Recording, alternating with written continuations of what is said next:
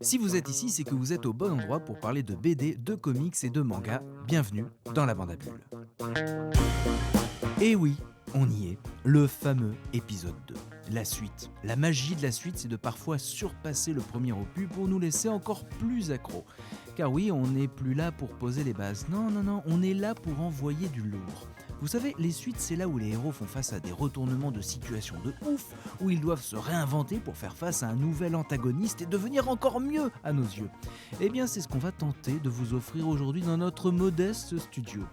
Genre, imaginez que vous êtes dans une montagne russe, mais avec des comics, des mangas et des BD en guise de looping. Pour vous accompagner dans cette attraction, je suis accompagné par Adrien. Bonjour Adrien. Salut. Et Laurent. Salut Laurent. Salut. Quant à moi, c'est Rémi. Coucou moi. On est là pour vous faire découvrir des univers et des trucs à lire qui méritent d'être explorés, retournés, disséqués, bref, tout ce qu'il faut pour passer un moment ultra cool avec nous. J'aurai l'insigne honneur de commencer les festivités en vous présentant Batman Noël, une relecture du Chevalier Noir en mode un chant de Noël signé Lee Bermejo. Spoiler alerte, Batman en Scrooge, ça envoie du pâté.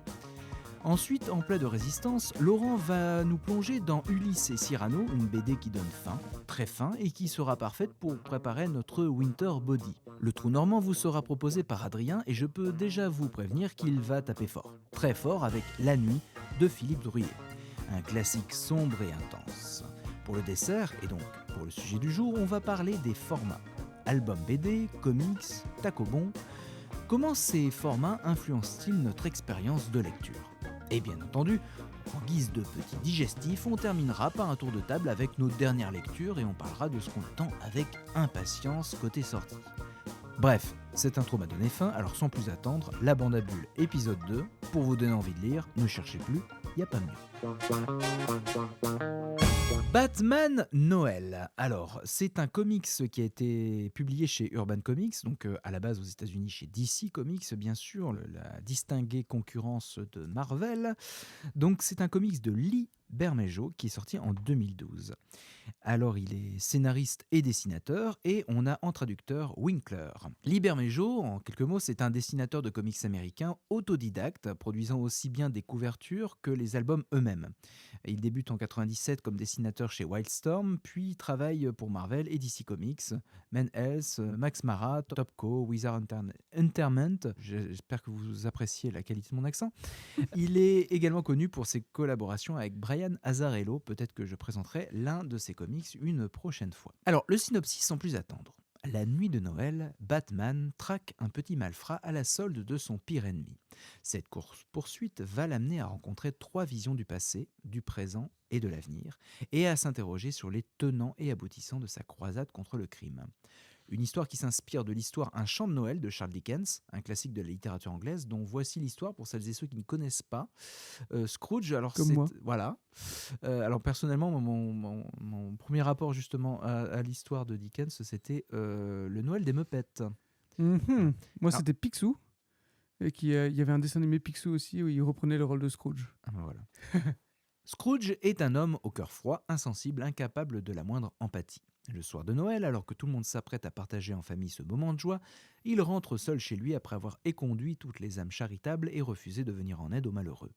Mais une fois chez lui, il reçoit la visite du fantôme de Jacob Marley, son défunt associé, venu l'avertir d'un sort terrible qui l'attend après la mort s'il n'écoute pas les avertissements donnés par 3 esprits qui vont venir le visiter successivement. Déjà, quelques mots sur ce qui est, à mon sens, le plus notable sur ce comics, à savoir le visuel. Les planches, elles alternent entre des condensés d'action et des planches un petit peu plus contemplatives. Et ça influe vraiment sur l'expérience de lecture. C'est-à-dire qu'il y a vraiment des doubles pages, on va s'arrêter, on va prendre le temps de le regarder parce que justement, on va parler de toute une époque. Et puis, basiquement, c'est un comics qui, à titre personnel, c'est beau. C'est un trait qui est très naturaliste. Alors, c'est ça, là-dessus, pour moi, c'est très Lee Bermejo. Et je me souviens vraiment que la première lecture de ce comics, je me suis dit, waouh, le costume de Batman, je sens le cuir, je sens le métal, je sens la sueur, le froid mordant de la neige, je sens vraiment, il y a quelque chose de très sensoriel dans son dessin. Une sensualité même peut-être. Eh oui, exactement. Et il y a aussi un truc que j'ai remarqué, c'est le fait que ses yeux sont pas tout blancs comme souvent dans les dessins, Oui. tu sais. Et ça te fait ça te raccroche encore plus à une forme de réalité, je trouve. Je dirais qu'il n'y a pas de stylisation, de simplification pour l'esthétique, mais par contre, il y a beaucoup de détails, mais qui rendent le tout très esthétisant. Déjà, pour moi, ce comics, c'est un petit miracle de Noël, parce que des histoires spéciales de Noël, c'est toujours un peu casse-gueule dans les comics. Souvent, c'est un peu niais ou un peu très étrange par rapport aux intrigues. Ici, ce qui est fou, c'est qu'il y a vraiment une ambiance de Noël, mais qui est vraiment embrassée à bras-le-corps. Et le deuxième petit miracle, c'est quand même le travail d'un seul mec. Et c'est plutôt rare dans le comics. C'est-à-dire, c'est vraiment un projet très Ouais, je personnel. me suis fait la remarque aussi, c'est vrai. Déjà, c'est une œuvre très personnelle pour l'auteur. Alors, cette histoire, pour vous la résumer encore un petit peu plus, c'est pas celle d'un Baptou fragile, c'est celle d'un Batou fragile. Parce qu'il y a des jeux de mots Oh, dans cette émission. quel talent. Voilà. Et parce qu'en plus d'une fragilité mentale qu'a Batman justement dans cette histoire qu'il traverse, eh ben, il a un sacré rhume qui tourne vers la bronchite. On va vraiment rentrer frontalement dedans. C'est-à-dire que quand il tousse, c'est éprouvant à regarder. Alors ce qui pourrait être ici qu'un gag, c'est plutôt utilisé pour montrer toute la détermination du bonhomme. Il neige, il fait froid, mais Batman, il se repose jamais. Il est dévolu à sa mission, quitte à totalement faire taire l'homme qu'il est. Et c'est bien ça le parallèle intéressant avec l'œuvre de Dickens. Il est complètement à l'écart du commun des mortels. Il devient un personnage aigri, méfiant et ne voit pas le mal qui cause indirectement. Et moi, ce récit, en soi très simple, je l'ai vu vraiment comme un récit sur la transmission et l'impact de nos actions, comment elles se répercutent et se transmettent à d'autres. À travers le message de Dickens, il oppose le passé et le présent de Batman, avec l'époque kitsch des années 50 aux années 80, à la période actuelle. L'époque légère et euphorique où Robin souriait encore en slibard moulax avec du costume gris et bleu pour Batman, avec un grand symbole jaune, maintenant c'est un peu lointain. La Gotham moderne, elle est sombre, Batman il est seul. Il est seul contre tous d'ailleurs, ses méthodes sont plus violentes et son costume de cuir et de métal est autant une véritable armure de protection contre l'extérieur, à la fois contre des menaces physiques, mais aussi un petit peu mentales. Il s'enferme un petit peu dans ce rôle. C'est vrai qu'il n'est pas trop mis en valeur, je trouve. Il est très inquiétant, toujours sa silhouette. Dans toute Oui. la première partie, en tout cas, enfin, dans les trois quarts même, il est un peu effrayant, quoi. Et il y a une discussion avec le personnage de Catwoman à un moment où on le sent plus énervé qu'il ne devrait être pour la situation. C'est un peu, oula, il sort un peu de ses gonds. Je trouve que ça sent particulièrement sur cette histoire de rhume qu'il Oui. a. Parce qu'en fait, tout de suite, ça casse quelque chose, en fait, de le voir enrhumé. Et Exactement. en fait, ça marche très très bien. Parce qu'en fait, moi, j'ai jamais été Batman, mais j'ai déjà eu des rhumes. Ouais. Par contre, et donc ça fait que je me projette tout à fait en fait quand il tousse, etc. Et ça participe à cette sensation de froid, de douleur permanente, de galère quoi, complète. Ça fissure un petit peu le mythe, mais de manière intéressante. C'est vraiment une bonne idée. Le visage de Batman, on sent que les mâchoires elles sont serrées, on sent qu'il douille, mais il continue.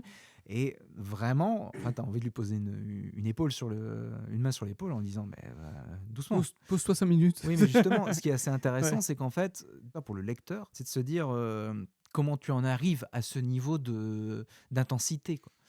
Et justement, on voit dans ce récit-là, c'est un petit peu le récit très Dickens, hein, on voit vraiment Batman évoluer, se remettre en cause, lentement se rendre compte qu'il perd pied avec la réalité. Les personnages qu'il va rencontrer, qui sont comme des échos des fantômes, hein, justement des histoires de Dickens, vont justement un petit peu le placer devant ses contradictions, justement lui faire face à dire rends-toi compte quand même, ta mission est certes noble, mais tu t'abîmes. Le rhume est là pour ça, il y a vraiment quelque chose d'ébréché chez lui. Alors, c'est vrai que c'est très beau. C'est aussi un petit peu un travers de cet auteur, Lee Bermejo, c'est que ça se lit vite. Le scénario est un peu léger, mais j'ai l'impression qu'ici, c'est pas le sujet.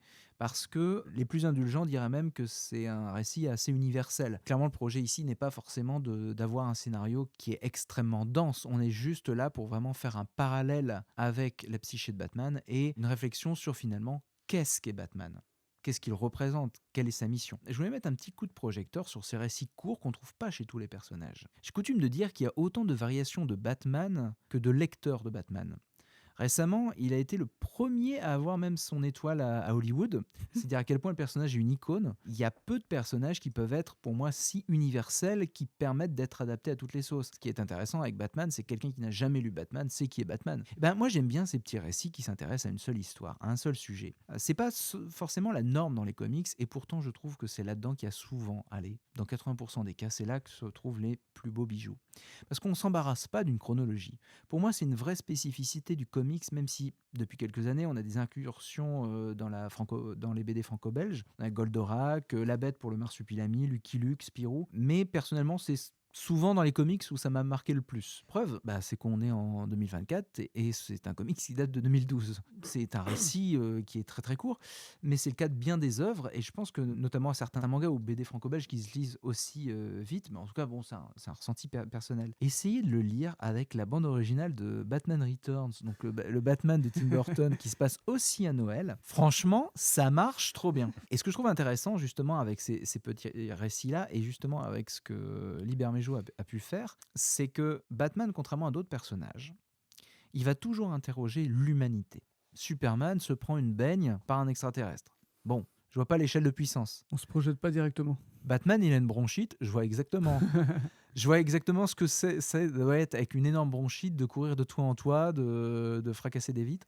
Et on va suivre aussi un petit malfrat qui travaille, bon ça c'est pas un grand spoiler, hein, voilà, il travaille pour le Joker. Bien malgré lui, il se trouve embrigadé justement dans toute une histoire qui le dépasse. Je trouve qu'il y a une belle poésie de dire, parfois juste la vie elle est galère. Oui, on aimerait bien faire autre chose, mais on peut pas forcément. Ce personnage, il élève un enfant seul, il essaye de faire son maximum. C'est compliqué et il y a beaucoup de choses qui passe en peu de cases. Et ce que je trouve bien dans le travail de Liber Mejo, c'est qu'il y a tel travail sur les expressions. Ça ne me dérange pas que le récit soit court, parce que tout passe par l'expression. Et je suis assez subjugué du travail qui a été fait sur Gotham, qui arrive à être cohérent avec d'autres récits. Le récit vraiment qu'il a fait connaître, et moi qui l'ai connu là-dedans, c'était le récit Joker, qui est vraiment effrayant, glaçant. Là aussi, on suit une petite frappe qui grandit dans l'échelon de l'organisation du Joker. La Gotham qu'on retrouve là reste cohérente. Mais ce que je trouve hyper intéressant, c'est que, comme pour les costumes, j'y crois à ces bâtiments. Les premières pages commencent par une sorte de... Alors, je ne sais plus si c'est un zoom ou un dézoom qui part sur un plan large et qui, de page en page, s'approche. Ce que je trouve hyper intéressant, c'est que l'ambiance,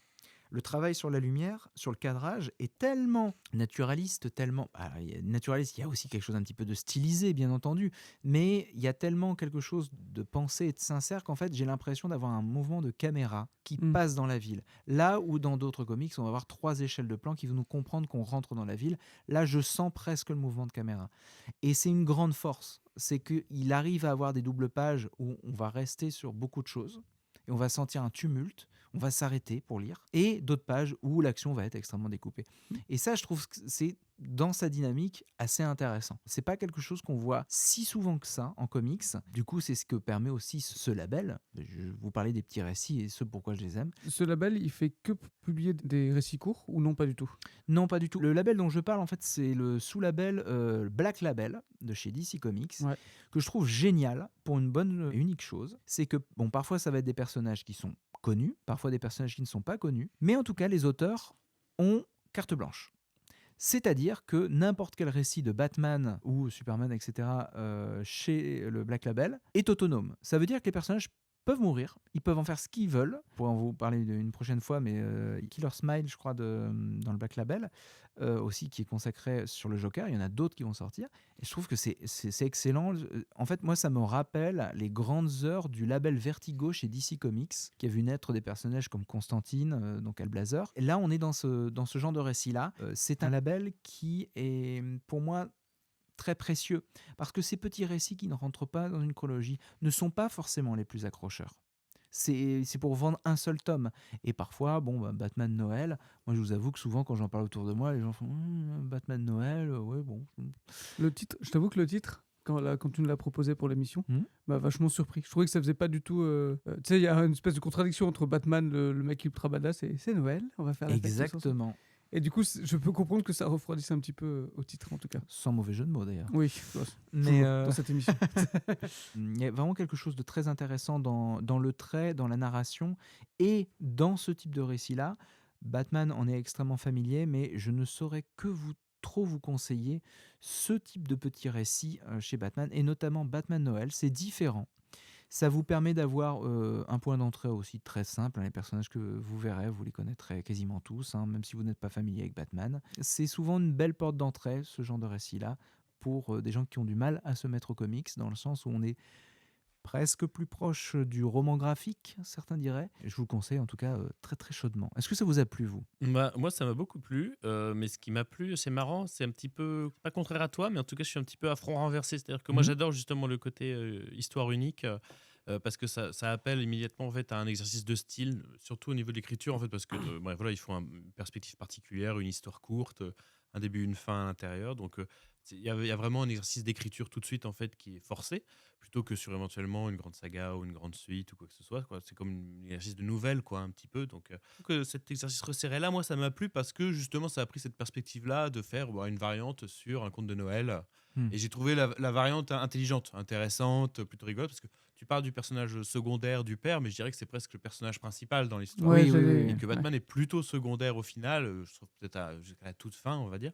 Il est toujours présent, mais en tout cas, il est pas. Il est présent dans le fond, un Hmm. peu comme une espèce de fantôme inquiétant, Une menace, une ouais. menace, voilà, pendant assez long. Et donc moi, ce qui m'a plu, ce qui m'a intéressé, et ça m'a rappelé justement parce que moi, ça fait longtemps que je lis plus vraiment de comics. Et en fait, en le relisant, j'ai retrouvé vraiment ce feeling que j'aimais justement de ces one-shots assez plaisants. Alors le défaut de ces histoires-là, c'est qu'ils ont un côté un petit peu sans conséquence, c'est-à-dire qu'il y a Oui. un petit côté un petit peu petit bonbon, très facile à lire, qui est vite consommé, vite digéré, mais quand c'est bien fait comme ça au niveau de l'histoire et de la narration et que le parti pris, le point de vue est intéressant, bah vraiment ça se lit avec énormément de plaisir.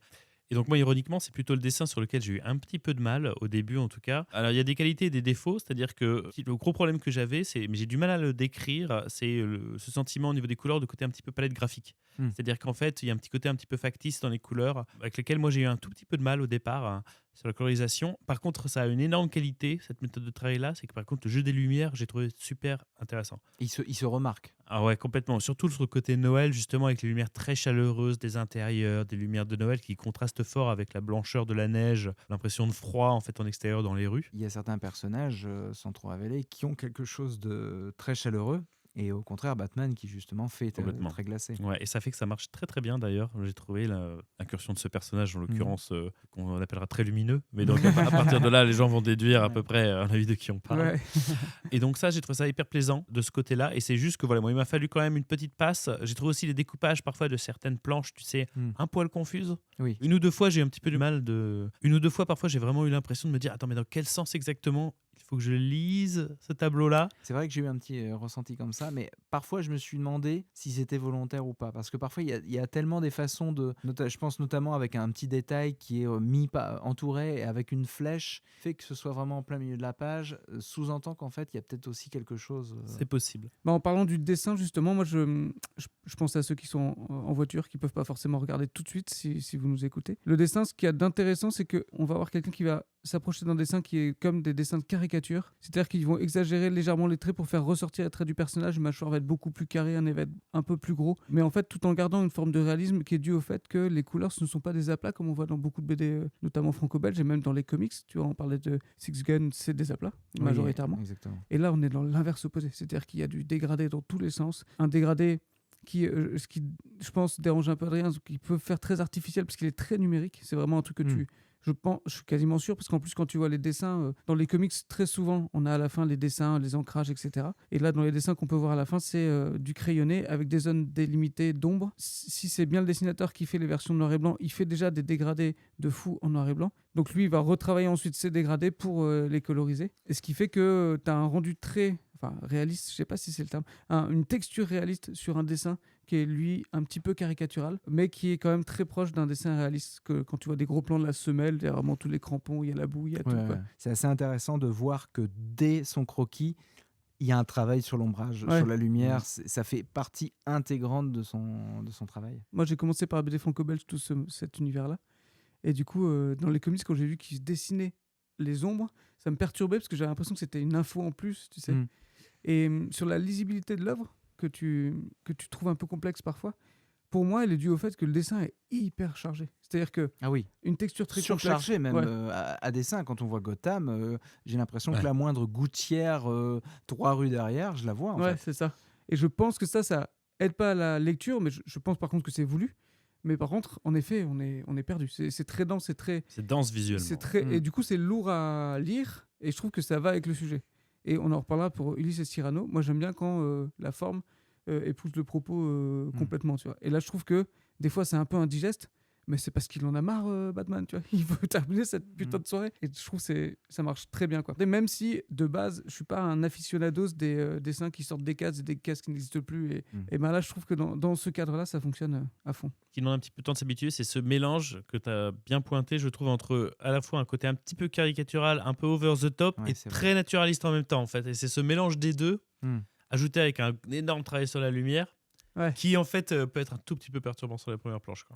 Eh bien, écoutez, je vous propose de changer complètement d'atmosphère. On va se réchauffer un petit peu les papilles avec Ulysse et Cyrano. Et ça, c'est toi, Laurent, qui va nous en parler. Ouais, je voulais parler donc de cette BD qui s'appelle Ulysse et Cyrano aux éditions Casterman. C'est une BD dont le scénario est fait par Antoine Christo et Xavier Dorisson. Antoine Christo qui signe là sa première BD, donc c'est intéressant. Il a travaillé en collaboration du coup avec Xavier Dorisson, qui est connu notamment pour une future trilogie. Là, je crois qu'il n'y a que 2 tomes qui sont sortis, sauf erreur de ma part, au moment où on enregistre, qui s'appelle Les Châteaux des Animaux. Je ne sais pas si vous connaissez. Non. Avec des couvertures magnifiques. Ouais, et le dessinateur est fou aussi, j'aime beaucoup ce qu'il fait. Et un dessin de Stéphane Servin. Moi, j'aime bien vous dire qu'est-ce qui m'a amené à lire un récit. Et en l'occurrence, là, comme ça m'arrive de temps en temps, je rentre dans une librairie, je regarde un peu les couvertures, et puis tout d'un coup, il y a une couverture qui me paraît plus grande que les autres. Une couverture qui me paraît avec une texture différente des autres, une couverture qui me paraît beaucoup plus lumineuse, qui attire mon regard tout de suite. Et du coup, je me dis, en fait, cette couverture est incroyable. J'ai acheté la BD sans même l'ouvrir. Du coup, j'étais pas parti en me disant, je connais les auteurs, je sais ce qui va se passer dedans et tout. Je vais pas faire semblant, je retiens pas toujours le nom des auteurs. Donc du coup, je n'avais pas cette arme-là, tu vois. Je me disais pas, ah oui, c'est le gars qui a travaillé sur le Château des Animaux, je vois ce que c'est. Et puis rentré chez toi, tu t'es rendu compte que tu as acheté juste l'ex libris, en fait, qui avait. Ouais, C'était le présentoir. c'est ça. Non, mais j'aime bien aussi un autre truc que je trouve intéressant dans les BD, on va dire franco-belges, c'est les tomes un peu épais, où tu sais que tu vas avoir de la matière, tu sais que tu achètes une BD, mais tu vas la savourer et pouvoir la Il va consommer. y avoir à boire et à manger. Exact. Ah, Oh là mais- là là. alors, On y vient. pour l'instant, tu étais le seul d'entre nous à ne pas avoir fait Il de a jeu de résisté. mots. Bah, j'ai gardé la Et meilleure. voilà, c'était son moment. Putain, c'est ça, c'est donc ça qu'il préparait pendant le repas. Je comprends. Voilà, c'est ça la bande à bulles. Faut que je situe un petit peu. Le récit est un récit initiatique qui raconte l'histoire d'un jeune homme qui s'appelle Ulysse, qui grandit dans une famille plutôt bourgeoise, même très bourgeoise. C'est bien enrichi pendant la guerre et qui, là on est fin de la guerre, et qui se retrouve à devoir aller à la campagne parce qu'il y aura peut-être quelques problématiques dues à cet enrichissement durant la guerre, et qui se découvre une passion pour l'art culinaire. Son père donc a une entreprise qui donc a fructifié durant la guerre, donc du coup il passe en jugement et ça. Parce qu'il est Ça accusé fait- de collaboration. Exactement. Ouais. Sa femme et son fils sont envoyés justement à la campagne le temps que ça se règle, et le fils qui doit justement préparer son examen de fin d'études, à côté fait la connaissance avec un ancien chef cuisinier qui va lui donner goût à la cuisine. Il y a un truc qui est intéressant là-dedans aussi, c'est la réflexion sur la passion, dans le sens où souvent on va, surtout de nos jours, je trouve qu'il y a ce côté, on va te défendre le fait que si tu es passionné, ben vas-y, lance-toi à fond, vis de ça, fais que ça, vis pour ça, tu verras, tu vas t'épanouir. Et ce que j'adore dans ce récit, c'est qu'en fait ça montre aussi que ça te détruit. Je veux dire, le personnage, du coup, je vais pas spoiler tout de suite encore, mais disons qu'il y a des personnages dans ce récit-là qui sont détruits par leur passion. Et je trouve que c'est intéressant de dire, en fait, il faut trouver le bon positionnement. Parce que le truc de dire, tu te mets à fond dans quelque chose et tout va bien se passer, est un petit peu naïf. Et je trouve que tout est comme ça dans ce récit. Chaque élément qui est abordé est plutôt malin, quoi. Tout prend du temps. Le temps joue. Le Mm. temps joue pour ouvrir des plaies ou au contraire pour les résorber. Dès la couverture, tu sens que c'est une œuvre généreuse. Quand j'écoute des interviews des auteurs, que j'ai écouté un peu avant de faire l'émission pour voir un petit peu où ils voulaient aller, dans leurs décisions, il y a des trucs que j'ai ressentis direct. Tu vois, le fait que le bouquin soit trop grand, entre guillemets, il est plus grand qu'une BD classique. La couverture qui a une texture, ils ont voulu en mettre beaucoup. Le fait qu'à la base, c'était un récit qui était écrit pour être en plusieurs tomes, et ils ont décidé de finalement en faire qu'une seule grosse œuvre chapitrée, en se disant qu'il pourrait se permettre d'avoir des grandes pages et des pleines pages à certains moments. Ça en fait une œuvre dense, du coup très riche, et ce qui rejoint le côté très généreux, qui est la générosité dans la cuisine, en tout cas, est un des sujets centraux du projet. Et je trouvais ça marrant, on en parlait avec Batman, quand le fond est... Enfin, je trouve ça toujours génial, en fait, quand le fond et la forme se rejoignent. Et dans cette œuvre-là, je trouve que c'est vraiment le cas. J'aimerais bien avoir votre avis. Tu parlais de la longueur, moi enfin c'est tout bête, je m'aménage des petits temps pour lire des bandes dessinées et Disons-nous plus. voilà. Au bord Et, de ta piscine? Non, je sais pas. Ah, si seulement. C'est vrai que j'ai dû le faire en plusieurs fois, j'ai dû m'y reprendre à plusieurs reprises. Et ce que je trouve assez intéressant, c'est que on est dans un film. Moi, j'ai l'impression d'avoir regardé un film. Là où Batman Noël, ça peut être un moyen métrage, court métrage. Là, on est vraiment sur quelque chose de long, où on va creuser les personnages. Bon, pas tous. Moi, j'étais un petit peu certains personnages secondaires. J'aurais voulu en savoir un peu plus sur la jeune fille que rencontre notamment Ah oui, ok. le personnage principal que je trouve peut-être un petit peu plus accessoire. Ouais, Je trouve- je Oui. me permets juste de rebondir sur ça parce que moi je trouve que c'est le juste positionnement parce que ça en fait Mhm. pas l'histoire qu'on attendrait, tu sais, Oui, avec oui, ce oui. personnage. Du coup, le fait qu'elle elle soit là, et en fait non, parce que le cliché qu'on voudrait que ils sortent avec, c'est sa copine et puis ils finissent ensemble, ils sont très Mhm. heureux, blablabla. Et je trouve ça intéressant de pas basculer là-dedans. Enfin, On n'est pas non plus à des années-lumière de ça. ouais, Mais... ouais, Mais c'est parce que moi, c'est un peu ce que je voulais dire, c'est que moi, je trouve que, mais ça, je pense que ça vient de Xavier Dorisson, parce que je trouve qu'il y a, au niveau du scénario, il y a un savoir-faire Oui. immense. C'est-à-dire que vraiment, il y a une mécanique, on en parlait un petit peu, mais par exemple, la scène d'intro, elle est parfaite. C'est-à-dire que moi, j'ai vu la scène d'intro, j'étais en mode, ok, c'est bon, je suis dans l'histoire tout de suite. Et je peux la raconter rapidement, la scène Oui, d'intro. oui, Hein. oui. En fait, ça commence directement, on est dans Paris, c'est un grand concours culinaire. Il y a 2 plats qui sont présentés. Un plat, effectivement, qu'on voit très travaillé, très moderne, un petit peu nouvelle cuisine, et un plat plus classique, très dans la générosité, mais effectivement qui donne très envie aussi. Et en fait, il y a un chef d'un certain âge, plus mature, un chef jeune. La récompense est donnée au chef jeune. On voit que le chef plus âgé le prend très très mal. On voit qu'il a une relation personnelle avec le chef plus jeune qui a gagné. Il rentre chez lui, il va dans son auberge, il met le feu à son auberge, fin. Et c'est comme ça que ça commence. Le récit commence comme ça.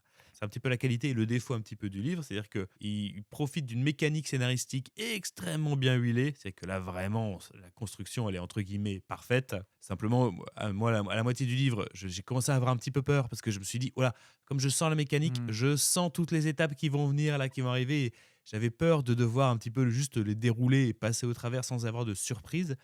Et en fait, ce qui est amusant, c'est que ce qui m'a surpris, c'est quelque part que il ne fasse pas de grands gestes justement de rupture en se disant bah non justement je vais casser la mécanique que tu penses que je vais faire en faisant un truc complètement différent, un espèce de tournant tragique par exemple ou quelque chose qui vraiment change complètement ma lecture de l'histoire.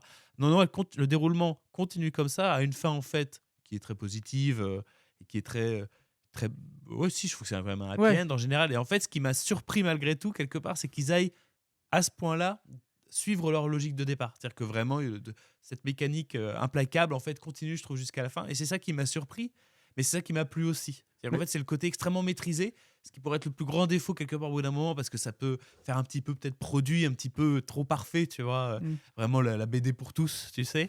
Mais en même temps, ça reste... c'est ce qui fait aussi que c'est une lecture si plaisante. Ouais. Et on n'a pas beaucoup parlé des dessins, mais ça, je te laisserai peut-être les décrire un petit peu, Laurent. Mais moi, c'est vraiment un univers, par contre, dans lequel j'ai plongé tout de suite. C'est-à-dire que j'adore aussi lire des BD qui décrivent des mondes dans lesquels j'aimerais vivre quelque part. Là, c'est une version un petit Oui. peu qui La a son campagne lot rêvée, ouais. on va dire qui a un aspect un petit peu sombre aussi, à côté triste, etc. Mais visuellement, qu'est-ce que c'est beau. C'est l'amour de la campagne, c'est l'amour de la nourriture, c'est l'amour de l'amitié. Ouais, il y a des personnages qui se retrouvent là. Voilà. Il y a A4-5. Il y a une joie de vivre avec qui la se bonne retrouve, bouffe, voilà. qui est là tout le temps présente. Et ça, c'est hyper agréable. Ça en fait une lecture vraiment ultra plaisante, quoi. Qui va pas forcément nous challenger ou remettre en question nos croyances ou quoi que ce soit. Mais qu'est-ce que c'est bon aussi de lire un récit simplement maîtrisé et beau comme ça, quoi.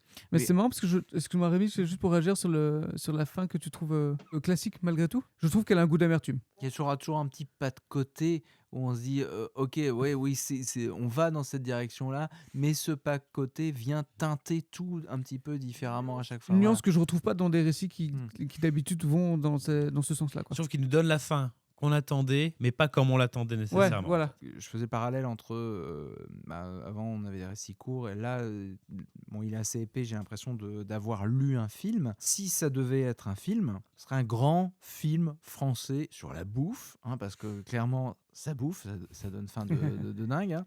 Là vous pouvez pas manger un petit sandwich triangle sur l'autoroute après, c'est pas possible. Là, C'est péché là. c'est Après péché. c'est ça, clair. c'est pas possible. Mais du coup, il y a vraiment ce côté de dire, si c'était un film, ce serait un très grand film de cinéma français, classique, mais qui arrive à proposer quelque chose de différent, qui se permet des écarts et qui aussi, il faut aussi le dire, alors moi, parfois, ça m'a un petit peu sorti, il y a aussi des baisses de rythme.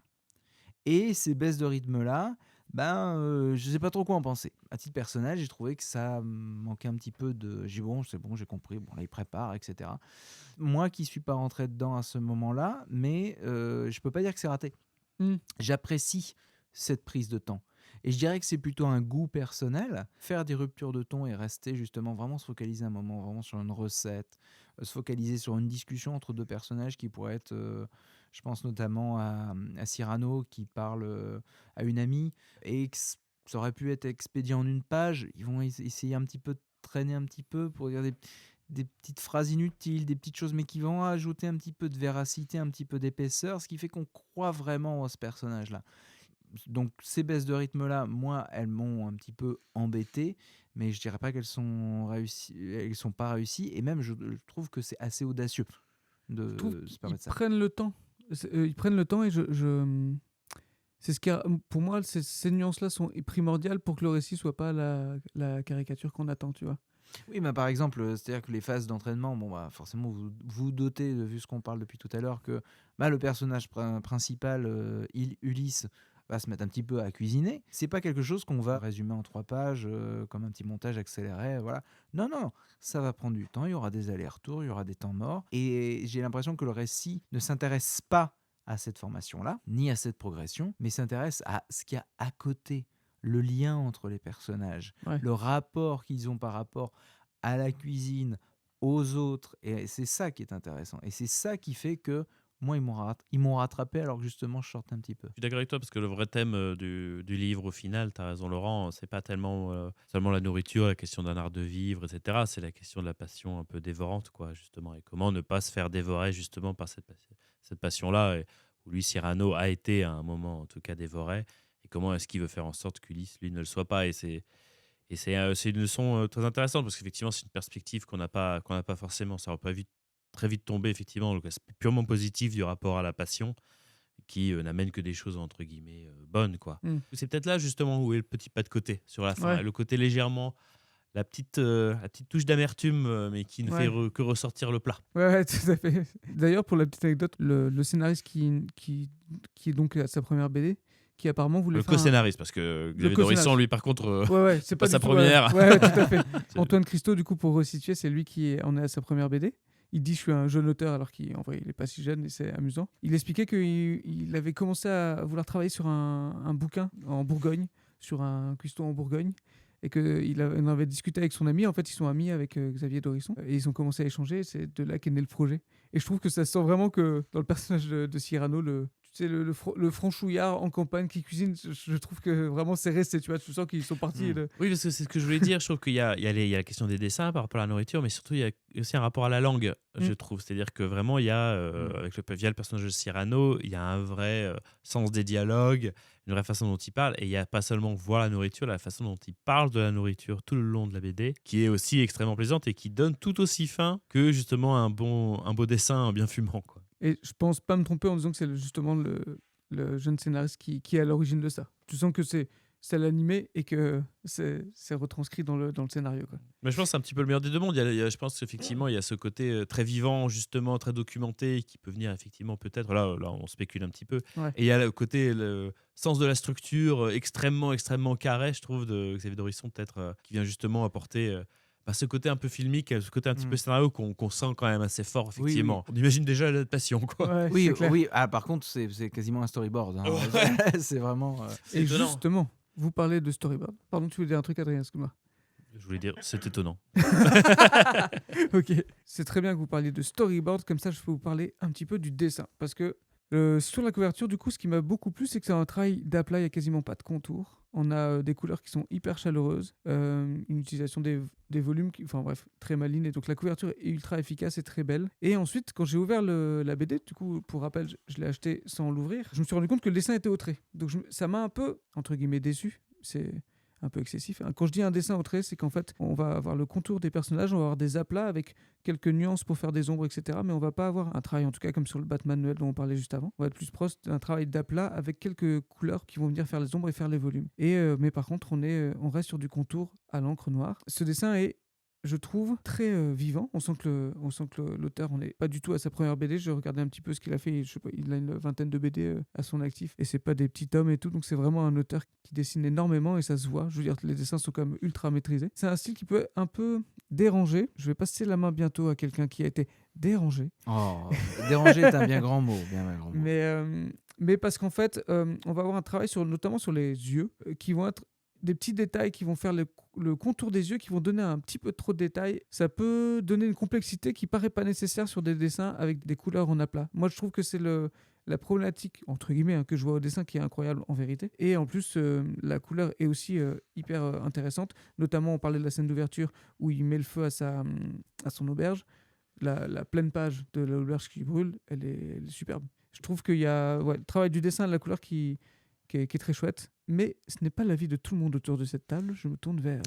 Oui. Rémi. Alors, à titre personnel, j'ai toujours un léger problème, mais juste en tant que lecteur, quand c'est souvent le cas dans la bande dessinée, moins les comics et les mangas. Enfin, en tout cas, c'est un ressenti totalement personnel, hein, mais c'est vrai que il y a beaucoup de très belles couvertures de bande dessinée. Et quand on ouvre la bande dessinée, on est assez étonné de voir ah en fait le style ne colle pas trop.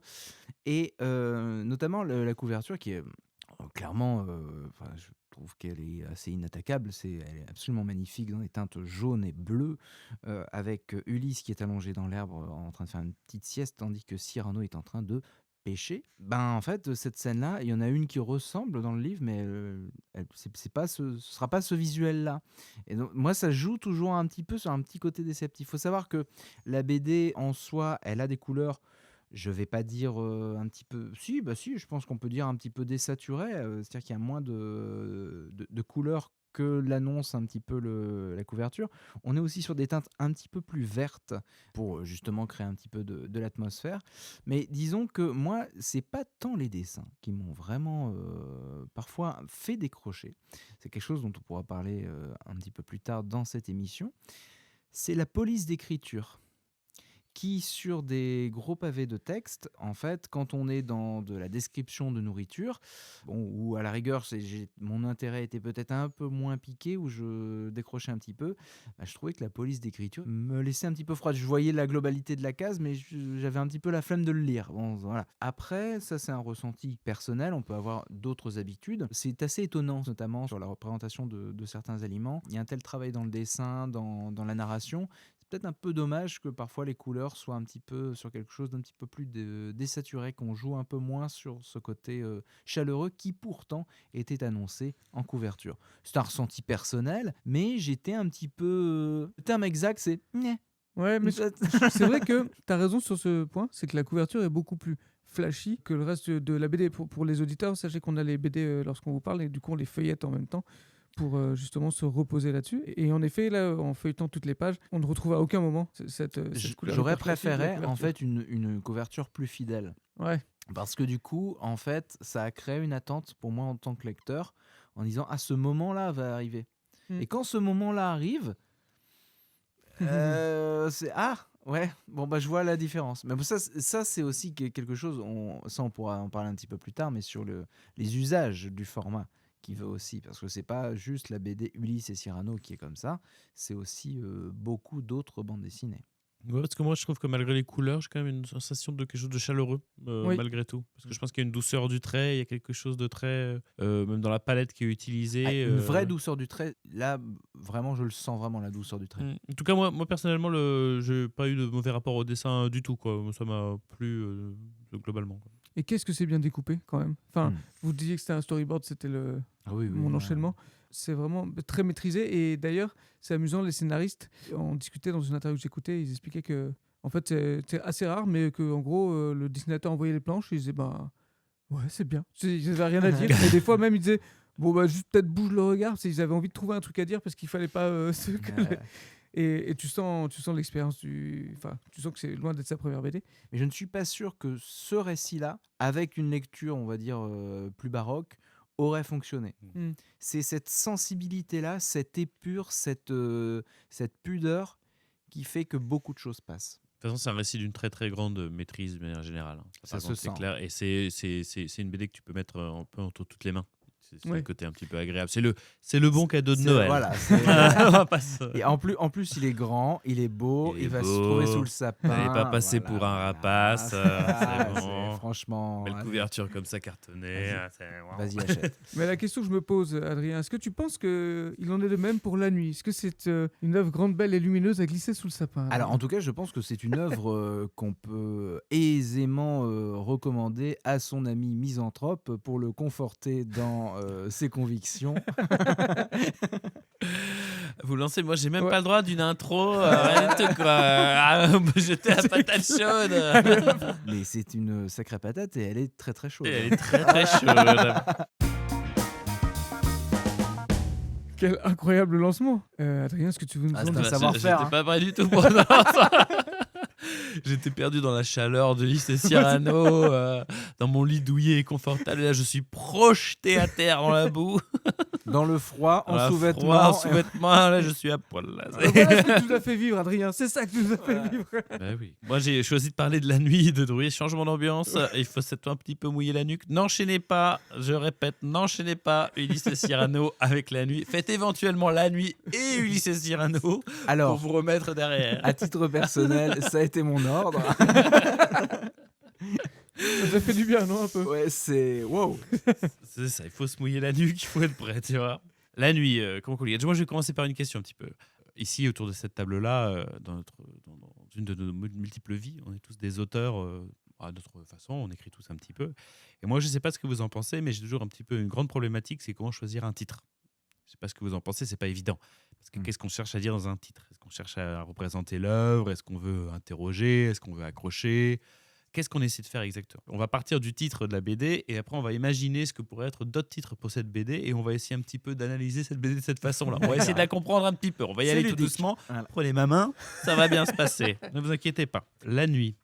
La nuit déjà, c'est sûr que c'est un petit peu pessimiste. En tout cas, c'est a priori un petit peu sombre, ça peut être effrayant, ça peut être triste, ça peut être tout ce qu'on veut.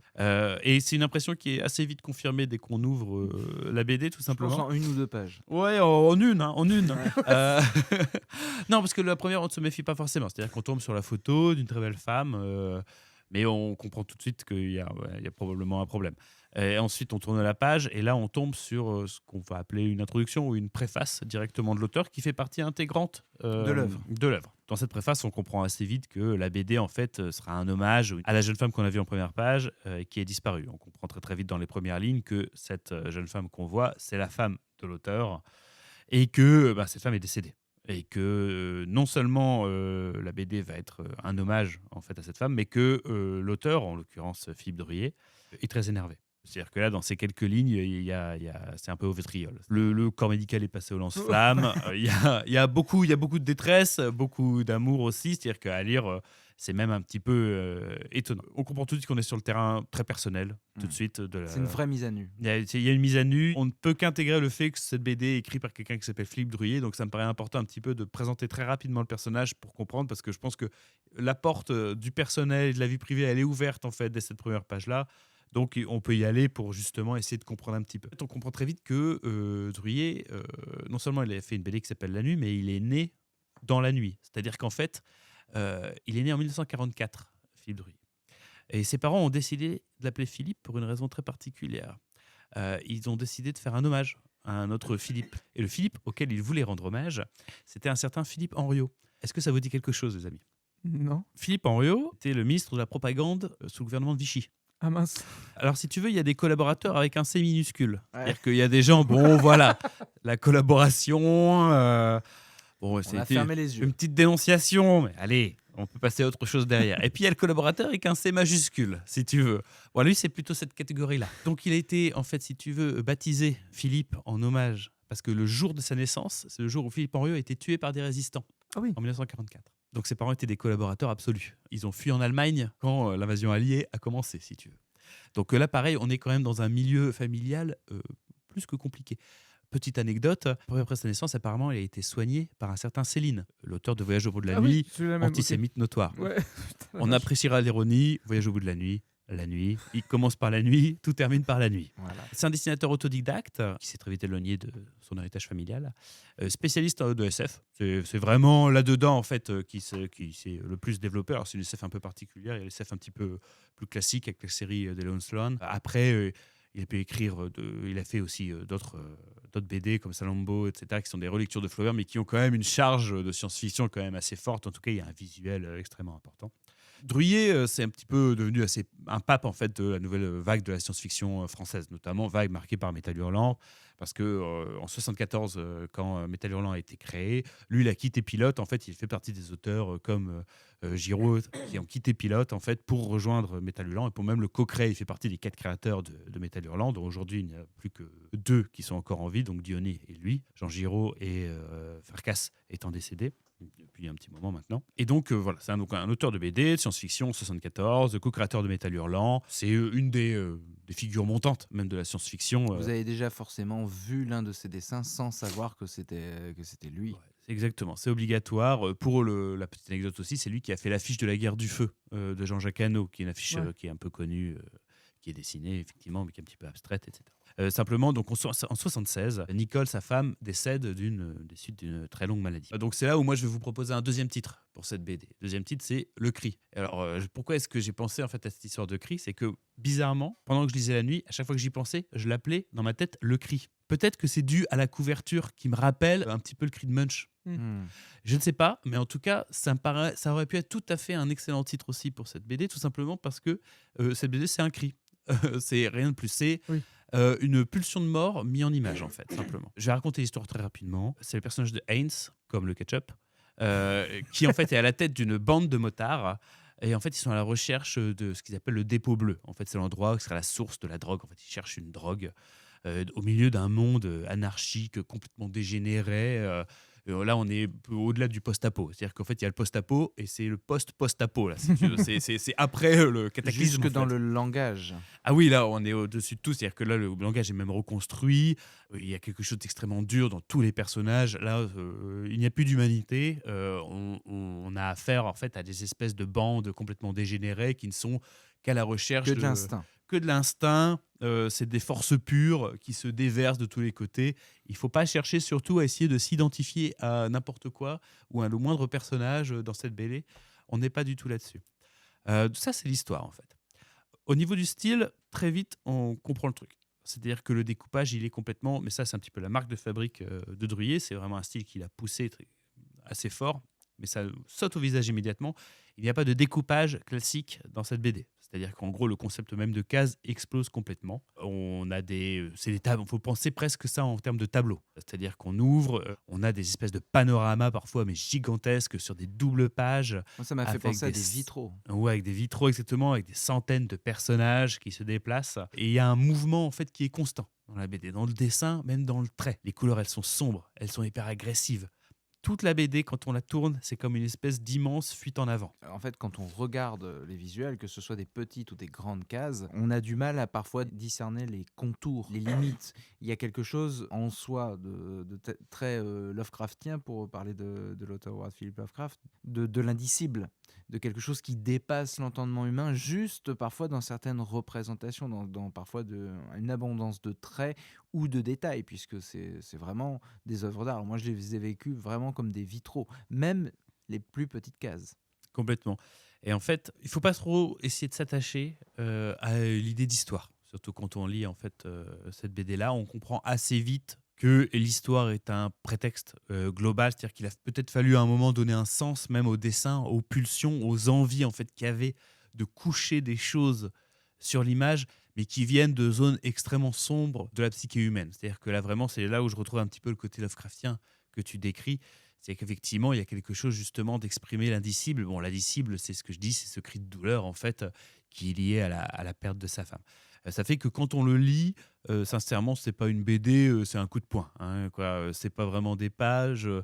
C'est un petit peu des brosses abrasives quoi, qui viennent vous frotter en fait les yeux, si tu veux. C'est-à-dire qu'en fait, on la lit pas vraiment cette BD. En fait, on se fait décaper la gueule. Quoi. On l'a On est un subi. petit voilà, exactement. Donc c'est une lecture qui est presque un petit peu violente. Faut faire attention, ça brûle. Faites attention, vous la rangez dans votre bibliothèque. Elle pourrait attaquer d'autres BD à côté d'elle. Ah. Méfiez-vous, la colère se répand dans chacune des pages. Et puis même ce côté âpre, on l'a aussi dans le. On parlait justement des discours, de la langue qui est reformulée, qui est simplifiée, qui est mâchée par les personnages, qui justement il faut essayer d'un peu comprendre, déchiffrer ce qu'ils disent. Il y a quelque chose justement d'abrasif là Parce aussi. que justement, les personnages ne sont aussi eux-mêmes que en fait des symbolismes, de l'énergie pure. En fait, ils représentent un ressentiment, une envie, des pulsions, des instincts. Ils ne sont pas des personnages en soi. Quoi. On est vraiment sur un récit qui a quelque chose de métaphorique, mais qui est en même temps un espèce de cadre de monde apocalyptique. Mais en fait, c'est une métaphore intérieure et c'est à mon avis l'apocalypse intérieure que ressentait Drouillet à ce moment-là. Et ça me fait un petit peu débarquer sur le troisième titre que je proposerai pour cette BD, c'est Le Silence. Pourquoi le silence ? Parce que je pense que c'est le silence un petit peu, ça c'est le nôtre. C'est-à-dire qu'en fait, quand on la lit, la noirceur est presque difficile à accepter parce qu'en fait, on se demande mais comment juger en fait une œuvre comme ça. C'est-à-dire qu'en fait, même les codes en fait sur lesquels on pourrait juger une BD, d'un seul coup, n'ont plus vraiment de sens. C'est-à-dire qu'en fait, j'aurais du mal à vous parler même de l'incohérence de l'histoire ou du fait que l'histoire en fait a vaguement un début, a une fin effectivement, mais enfin, il n'y a pas de narration en fait en elle-même. J'ai du mal à même juger le dessin parce qu'en fait, je sens la main tremblante en fait quand il dessinait ça. À mon avis, pendant de très très très longues nuits, probablement même colisées ou en tout cas, il n'était pas seul dans sa tête quand il les a fait, parce que je pense qu'il était dans une espèce de moment de douleur incroyable et que c'était un palliatif comme un autre, c'est-à-dire que vraiment on accompagne quelqu'un qui fait son travail de deuil et qui est encore au stade de la colère et qui essaie juste de l'exprimer et de la mettre sur page. Il n'y a aucune volonté en fait d'universaliser vraiment le propos. Il y a même des images, des photos même de sa femme qui sont intégrées à l'intérieur même du dessin, qui dans des planches, ça fait que je les trouve magnifiques parce que justement elle est là. Alors en plus sa femme en l'occurrence a été très très belle. Je trouve que c'est vraiment des très belles photos comme ça qui sont colorisées par lui, qui sont posées au milieu comme ça d'un monde apocalyptique, d'une douleur. Donc là, on est vraiment, encore une fois, dans une mise en image voilà, de la psyché, du cerveau de quelqu'un, de tout ce qui se passe dans son esprit. Et donc ça, c'est compliqué. Donc il y a zéro tentative d'universalisation. C'est vraiment le récit personnel par excellence sur son travail de deuil. Pour donner du sens, je propose mon dernier titre potentiel pour cette BD. Et le titre, ça va être La Lumière. Ce que je trouve particulièrement touchant, en fait, c'est qu'en l'occurrence, la fin, elle est à la fois sombre, c'est-à-dire qu'en fait, la fin, elle se termine par une espèce d'annihilation totale, vraiment une fin complète, mais la fin complète, elle est lumineuse. C'est-à-dire qu'en fait, d'un seul coup, ce qui s'arrête, c'est la douleur, je trouve. C'est-à-dire qu'en fait, à la fin, il y a une espèce de feu purificateur qui vient arrêter le bruit, la musique qu'on imagine, en fait, constante, quand on le lit, cette BD, on entend des bruits de machines, quelque chose de mécanique, de fer qui vient se frapper aux oreilles, sans faire mal à la tête, quoi. Et uniquement en fait par le dessin. Et d'un seul coup, il y a cette espèce de nappe blanche qui arrive à la toute fin, qui purifie tout. Et c'est le silence le plus complet. Le silence dans la lumière. C'est intéressant parce que je pense qu'il y a énormément d'auteurs qui ont besoin très souvent de faire une œuvre justement pour eux, complètement pour eux, ultra personnelle.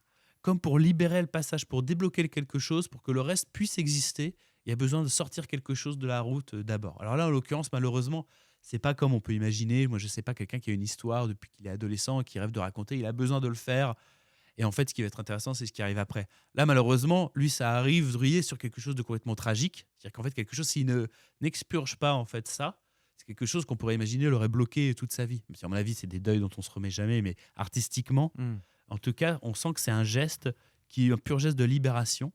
Et moi, je trouve que justement, à la fois, c'est une BD qui est vraiment sombre, mais je trouve que dans ces dernières pages, justement, il y a quelque chose de positif. En fait. Je trouve qu'il mène vers quelque chose d'autre, que je trouve vraiment, vraiment touchant. Parce que derrière, c'est vraiment devenu le pape de la science-fiction française. Hein. Là, pour le coup, Drouillet, c'est vraiment un nom.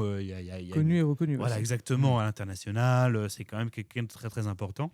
Et donc, voilà, La Nuit, c'est vraiment un petit peu la fin comme un commencement. C'est aussi la mort comme pour vraiment la mort dans laquelle on plonge, mais qui peut aussi fonctionner comme une forme de renaissance, quoi. Et donc, c'est aussi savoir dire que, voilà, après le pire vient peut-être le plus intéressant. En tout cas, il est possible. En tout cas, il y a une échappatoire. On ne reste pas enfermé dans ce deuil, dans quelque chose qui pourrait justement être très, très dépressif à lire si on restait là-dessus jusqu'à la fin. Et je trouve que là, c'est pas le cas du tout. Et donc, La Nuit, pour terminer, moi, je pense que c'est par rapport à son auteur, c'est un petit peu comme un Big Bang, mais dans le sens où, au début du Big Bang, vous savez, on raconte que l'univers était compressé en fait sur toute petite taille. Et en fait, à l'intérieur de cette petite taille, il y avait déjà tout l'univers qui était écrit en fait.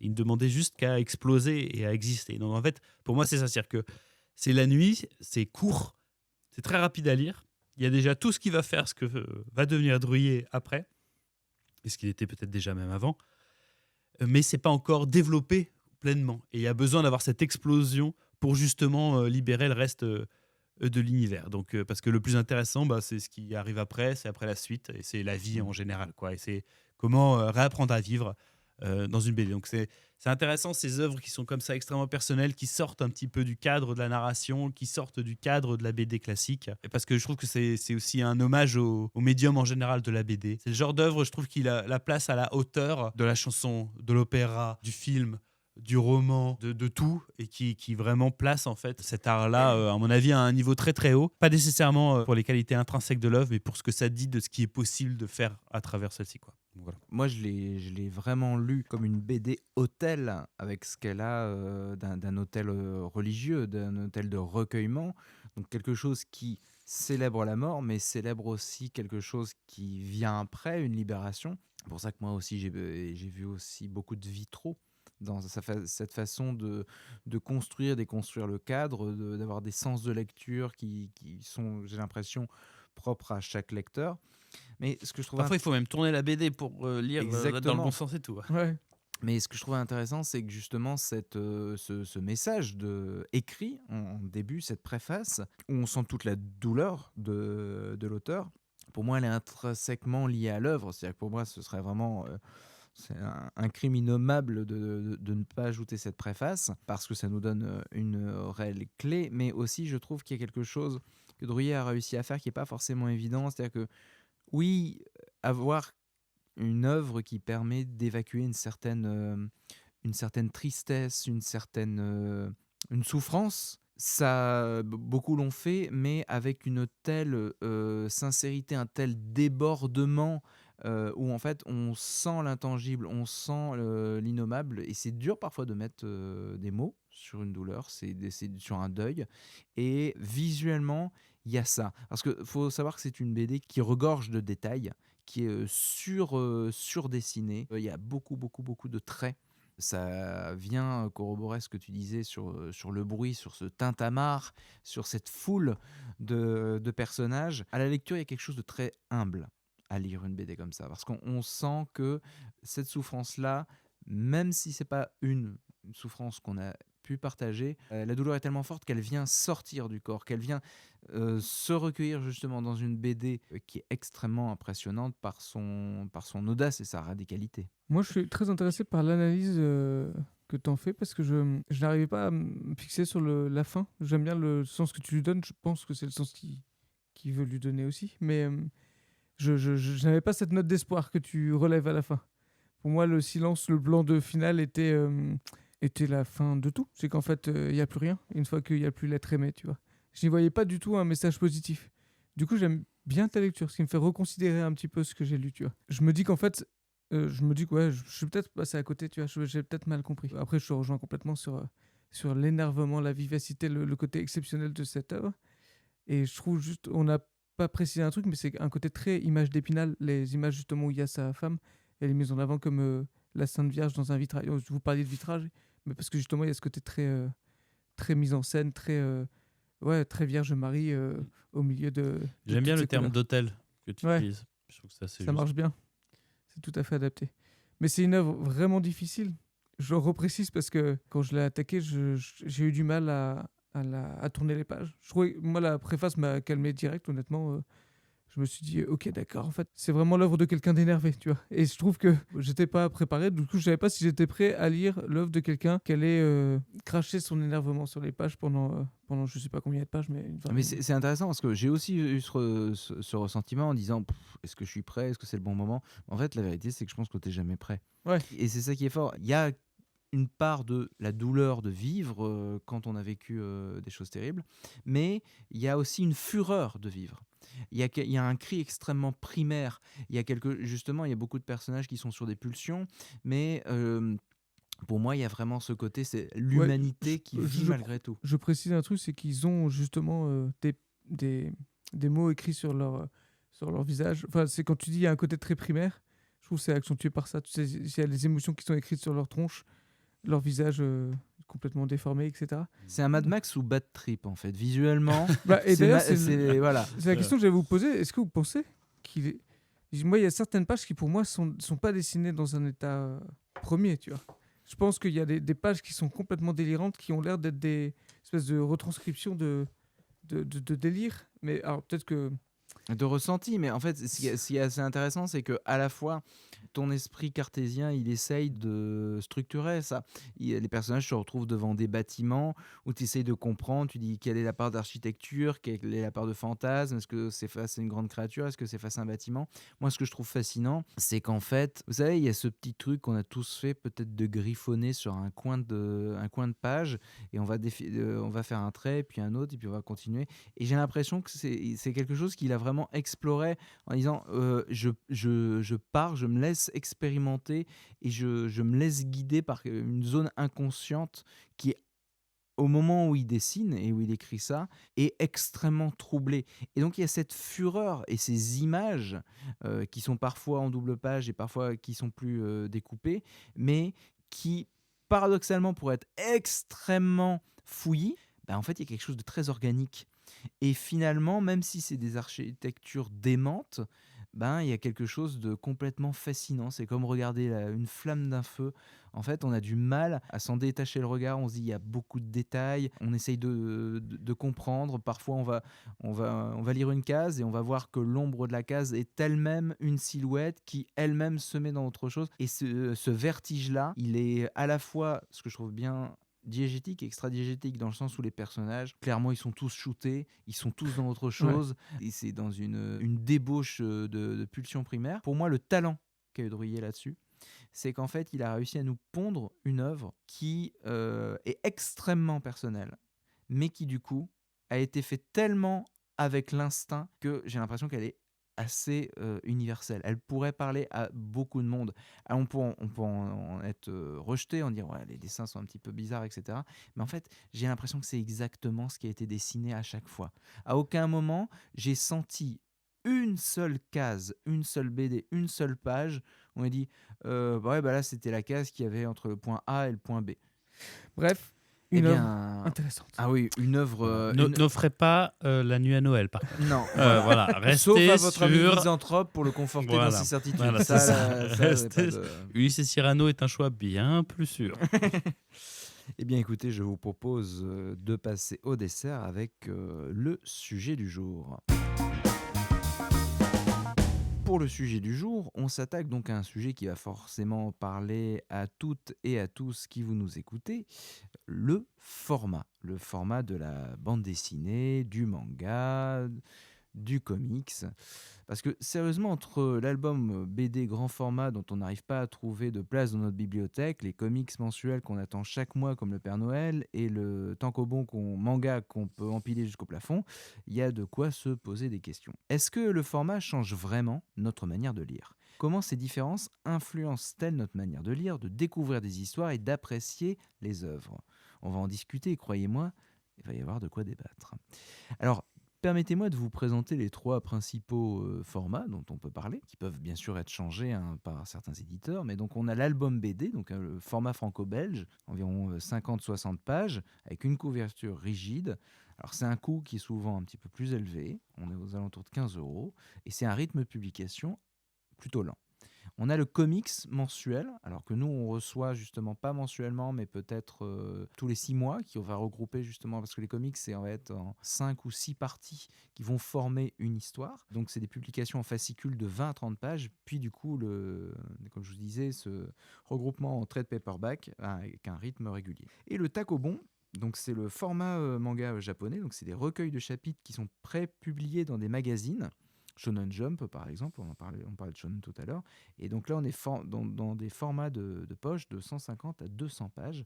Donc le rythme est variable, il peut être hebdomadaire ou mensuel. C'est des formats qui sont tous très différents. Et je vais commencer par juste vous poser la question un petit peu essentielle. Ça a été quoi votre première expérience en format de lecture? Est-ce que ça a influencé votre préférence pour l'un ou l'autre? Pour ma part, moi, j'ai démarré avec la BD franco-belge, donc du coup, le premier format dont tu parlais. Et j'ai évolué avec les magazines de BD tels que le Journal de Spirou, le Picsou Magazine. C'est ça qui a formé ma culture BD. Et après, je me suis rendu compte qu'il existait d'autres choses. Et j'ai commencé à m'intéresser à d'autres choses. Pour la petite anecdote, le manga, par exemple, ma découverte du manga était faite au travers de Dragon Ball Z, comme beaucoup d'entre nous, mais surtout avec un pote de promo quand j'étais en prépa d'art qui m'a parlé d'un manga érotique qui s'appelait Golden Boy. C'était très particulier. Tu connais? Ouais, je vois. C'est vrai, tu connais? C'est vraiment le délire, ce truc. Et il était fan, tu sais, c'est vraiment sa grosse passion. Et, Ah, ouais. et je... Ok. Ouais, c'est bizarre, on est d'accord. Ah, c'est étonnant, ouais. Ouais, et du coup... En fait, c'est juste de le définir en tant que passion, en fait, qui me. Ouais, Alors moi, ma passion, c'est les mangas érotiques. Ouais, c'est Golden Boy. C'est quand même, il y en a un en particulier, quoi. et bah, ouais, je sais pas pourquoi il était à fond. Et il me dit, mais tu connais pas le manga, il faut que tu connaisses Golden Boy, tu verras. Et ce qui m'a fait dire, à ce moment-là, j'avais Dragon Ball Z. Il fallait que tu référence. changes d'amis, mais. Ouais. Mais du coup, il existait beaucoup de choses dans le manga et qui m'a permis d'ouvrir mon regard sur les autres formats. Et les comics ont toujours été pour moi un peu plus difficiles. On en parlait Et tout à sur l'heure. de nouvelles pratiques de sexualité au passage. Les comics érotiques que m'a conseillé un ami. On est toutes supérieures. Non, pas du tout. Alors, ça dépend de ce que tu nous considères comme tes amis, parce que du coup, notre réputation va en prendre un coup. Alors, moi j'ai commencé directement, effectivement, comme toi, par la BD, le format classique. Après, moi, j'ai eu une vraie période, parce qu'en fait, il y a une pure question sur les formats de praticité. C'est par là que j'ai commencé, mais en fait, j'ai eu une consommation beaucoup plus intensive à un moment de manga et de comics pour une raison toute simple, c'est que je pouvais me balader et me déplacer beaucoup plus facilement avec un manga ou avec un comics. Ouais. Qu'avec la BD qui rentre à peine dans mon sac, ou si je la mets, qui transforme mon sac à dos en espèce de rectangle dur, très étonnant. Et il y a autre chose, c'est qu'en fait, étant étudiant, on se prête beaucoup les œuvres. Voilà, quand on a lu quelque chose, on a envie que les autres le découvrent, on a envie de leur prêter, etc. Et que je trouve que c'est des formats qui se prêtent par leur aspect plus populaire, en fait, plus simple, moins cher aussi, et plus pratique juste au niveau de la taille, qui se prêtent beaucoup plus facilement. Donc, moi j'ai eu après une grande découverte en fait, surtout sur des formats en fait plus petits, plus souples en gros, pour faire très très simple et moins cher, qui me permettait d'avoir une consommation beaucoup plus élevée que la BD un petit peu classique qui coûte un petit peu cher, de se lire un petit peu plus vite. Et ça veut dire qu'il y a un ami à toi qui t'a prêté Golden Boy. Alors si tu veux tout savoir, il m'en a fait cadeau. Tu vois, on a un peu les mêmes amis, Adrien. Geoffrey, si tu m'écoutes. Pour peu que ce soit le même. Voilà. C'est vraiment une passion. C'est fou, il s'appelait. C'est dingue. Mais lui, c'est vraiment. C'est un évangélisateur, en fait. Lui, au début, c'était une passion. On a franchi l'étape de l'obsession, Ouais, là. C'est un peu trop. Mais donc voilà, donc, en fait, sur la question des formats, il y a plusieurs aspects, mais un aspect qui peut être intéressant, juste en point de départ, c'est juste l'aspect purement pratique, en fait, si tu veux. Et dans l'aspect pratique, je parlerai de l'aspect économique aussi. Tout simplement, au niveau des formats de comics et mangas, il y a une publication qui est beaucoup plus soutenue et beaucoup plus rapide, et qui font que généralement, quand on s'engage dans une histoire, en gros, il y a un pacte quand même assez rapide avec soit l'éditeur, soit avec l'auteur directement, qui est que ces productions seront plutôt régulières, en tout cas, et que on ne s'engage pas forcément dans une impasse. Chacun ici a fait l'expérience de séries, par contre, dans un format de BD plus classique, avec 1 an, 2 ans, 3 ans d'attente entre chaque tome, qui quand même abîme beaucoup parfois l'implication qu'on peut y mettre, en fait, tout simplement, ou parfois, quand arrive le tome 3, il faut lire le tome 2, etc., etc. Mais après, ce n'est pas des formats, c'est pas des différences qui créent en fait nécessairement une préférence pour moi, puisqu'aujourd'hui, je suis beaucoup plus retourné vers la BD classique, ayant en fait des habitudes de lecture qui sont plus chez moi maintenant, donc plus vers la BD classique, plus en fait je peux me poser pour lire, je suis moins dans le métro en déplacement en Avec un fait grand pour lire des format. BD. Et aussi financièrement, je suis plus étudiant, donc je peux m'acheter des BD, je peux acheter à peu près la BD que je veux quand je veux, si je le veux.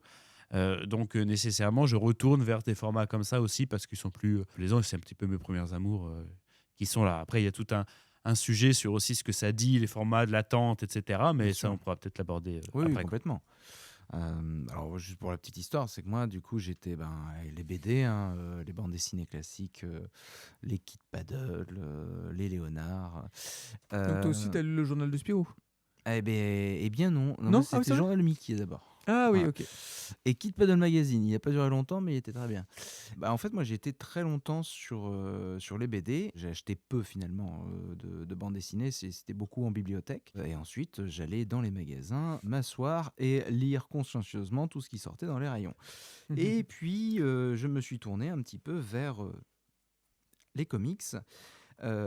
Parce qu'en fait, je cherchais en toute sincérité des choses plus adultes. Je voulais pas tout de suite basculer dans des choses très adultes qui me paraissaient un peu inaccessibles. Et les comics m'ont paru être un contre-pied intéressant. Alors, ce qui était un peu marrant, c'est que du coup, à l'époque, maintenant, il y a beaucoup plus de choix de ton en termes de comics, mais à l'époque, c'était vraiment enfant, super équipe, etc., super héros. Et si on voulait des récits plus adultes, on était sur de l'adulte, adulte, hyper adulte. J'ai eu des BD comme ça, Punisher, etc., qui étaient vraiment à la limite vraiment de mon âge. Sur l'échelle de Golden Boy, on se situe niveau inapproprié. On se situe plus vers la nuit de Druillet. Voilà, Ok. c'est plus. Ok. Voilà. Ok, C'était des pratique récits. déviante, donc. Voilà, voilà. Du coup, j'ai eu une relation un petit peu spéciale jusqu'aux comics où en fait, je trouvais une partie que j'appréciais plus adulte, mais parfois qui était un peu trop adulte pour moi. Et après, bon, l'édition étant ce qu'elle est, on a eu accès à différents récits, et ce n'est que très tardivement que je me suis mis au manga suite en fait, je me suis mis à quelques animés manga et qui m'ont dirigé ensuite vers les mangas parce que c'est une façon de lire aussi différemment. Alors ce qu'il faut savoir, c'est que les différences de format, ça influe aussi l'immersion. Parce que tu disais quelque chose aussi, Adrien, qui est, je trouve très intéressant, c'est le rythme de parution. Les grands silences justement que tu peux avoir dans le rythme de parution en BD, tu peux aussi maintenant les avoir en manga. Alors souvent ça démarre très vite et parfois on ne compte plus les œuvres justement qui restent 4 ans sans une nouvelle sortie. C'est beaucoup moins le cas par exemple dans le comics. Où dans le comics il y a vraiment une régularité qui est attendue tout simplement parce qu'en fait, alors vous avez les comics indépendants, mais la très grande majorité ça va être, on va dire, le comics de super-héros. Et souvent, vous avez deux grands chemins pour les comics. Vous avez les récits indépendants, un petit peu comme Batman Noël, sortis de la chronologie, et les récits chronologiques qui sont interconnectés entre eux. Comme l'histoire avance pour plein de personnages, et donc plein d'auteurs et scénaristes différents, ils se recoupent régulièrement pour ce qu'on va appeler des crossovers. Donc ça va être maintenant on est habitué, mais de voir les super-héros se rencontrer, c'était pas si fréquent avant. Et d'avoir justement, enfin ça arrivait, mais maintenant tout le monde est avec les films, c'est fait à l'idée. Comme il y avait ces grands événements qui permettaient souvent scénaristiquement de redistribuer des cartes, de réagencer certaines choses, eh bien en fait il y avait ce rythme à respecter. Et dans le comics, justement, il y a cette régularité où on sait que si la série elle continue, elle va continuer à intervalles extrêmement réguliers. Mais ce qui est intéressant, ça plaît pas, mais souvent ça termine toujours par un petit cliffhanger. L'arc narratif, l'aventure est terminée, mais vous pouvez peut-être encore avoir tout n'est pas forcément réglé. Ça, c'est quelque chose qui va vous entraîner à toujours aller vers autre chose. Alors que dans la BD ou dans les mangas, une série se suffit à elle-même. Et normalement, elle n'est pas connectée avec... Il n'y a pas cet aspect synchrone avec d'autres séries. Ça, c'est quelque chose de très différent. C'est l'avantage et défaut du côté un petit peu très commercial du comics aussi. C'est Bien qu'en sûr. fait, il y a l'assurance en fait que ta dose va t'être livrée à l'heure dite et de manière régulière. Simplement, effectivement, le but, c'est que l'arrivage ne va jamais s'arrêter, quoi. On a ça aussi dans le manga, puisqu'en fait, vous avez des magazines, le plus connu étant Shonen Jump, donc c'est une sorte de gros magazine, vous avez plein de petites séries. Et C'est en dans fait, celui-là qui est édité One Piece ou pas du tout? je crois. Ouais, il me semble que c'est ça. Je mais ne suis veux pas dire sûr. de bêtises, Ouais. mais je pense. Il y a du coup les grands hits qui sont publiés là-dedans, mais il y a plusieurs dizaines d'années, ils ont commencé à dire aux lecteurs, votez pour les séries que vous préférez. Ceux qui sont en queue de peloton, eh ben, bye bye, ça va s'arrêter là. Si vous avez de la chance, vous pouvez terminer votre histoire. Du coup, ça fait que pour le manga, tout de suite, on doit être dans l'action. Tout de suite, il faut avoir quelque chose d'accrocheur. Et parfois, ça se retourne contre les créateurs. Par exemple, vous avez la série Spy Family, Mhm.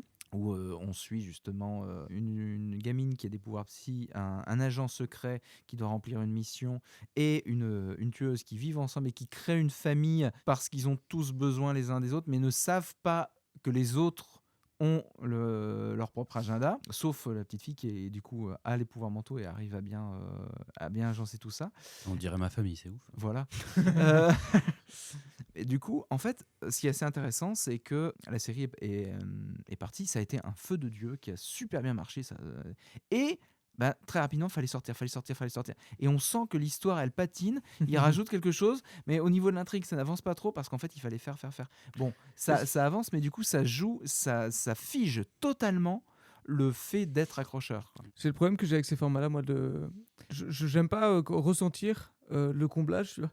Et je trouve que dans les comics, je ressens ça aussi parce que le comics, c'est une problématique différente. Disons que sur les mangas, tu sens quand ils ont besoin de remplir, tu sens les récits qui servent à rien parce qu'ils ont besoin de meubler, parce qu'ils ont envie de faire traîner, qu'ils ont envie de pouvoir avoir de quoi éditer sur les prochaines éditions. Et sur les comics, c'est un autre point que tu as abordé, c'est le problème commercial qui vient complètement gâcher la qualité d'un personnage et d'un récit. C'est-à-dire que en tout cas, j'ai ressenti sur les quelques œuvres que j'avais feuilletées à l'époque, sur Spider-Man, et ce sont des héros que j'aime bien, mais tu avais ce côté, on a pris un nouvel auteur, on a réécrit l'histoire, on n'a pas forcément de nouvelles choses à dire, mais on change quelques éléments. On avait le côté de, il faut rééditer. Et j'écoutais quelques personnes parler de comics, là justement, en venant à l'émission, parler de ça, du besoin de renouveler parce qu'un personnage marche, pas forcément parce qu'ils ont quelque chose à dire.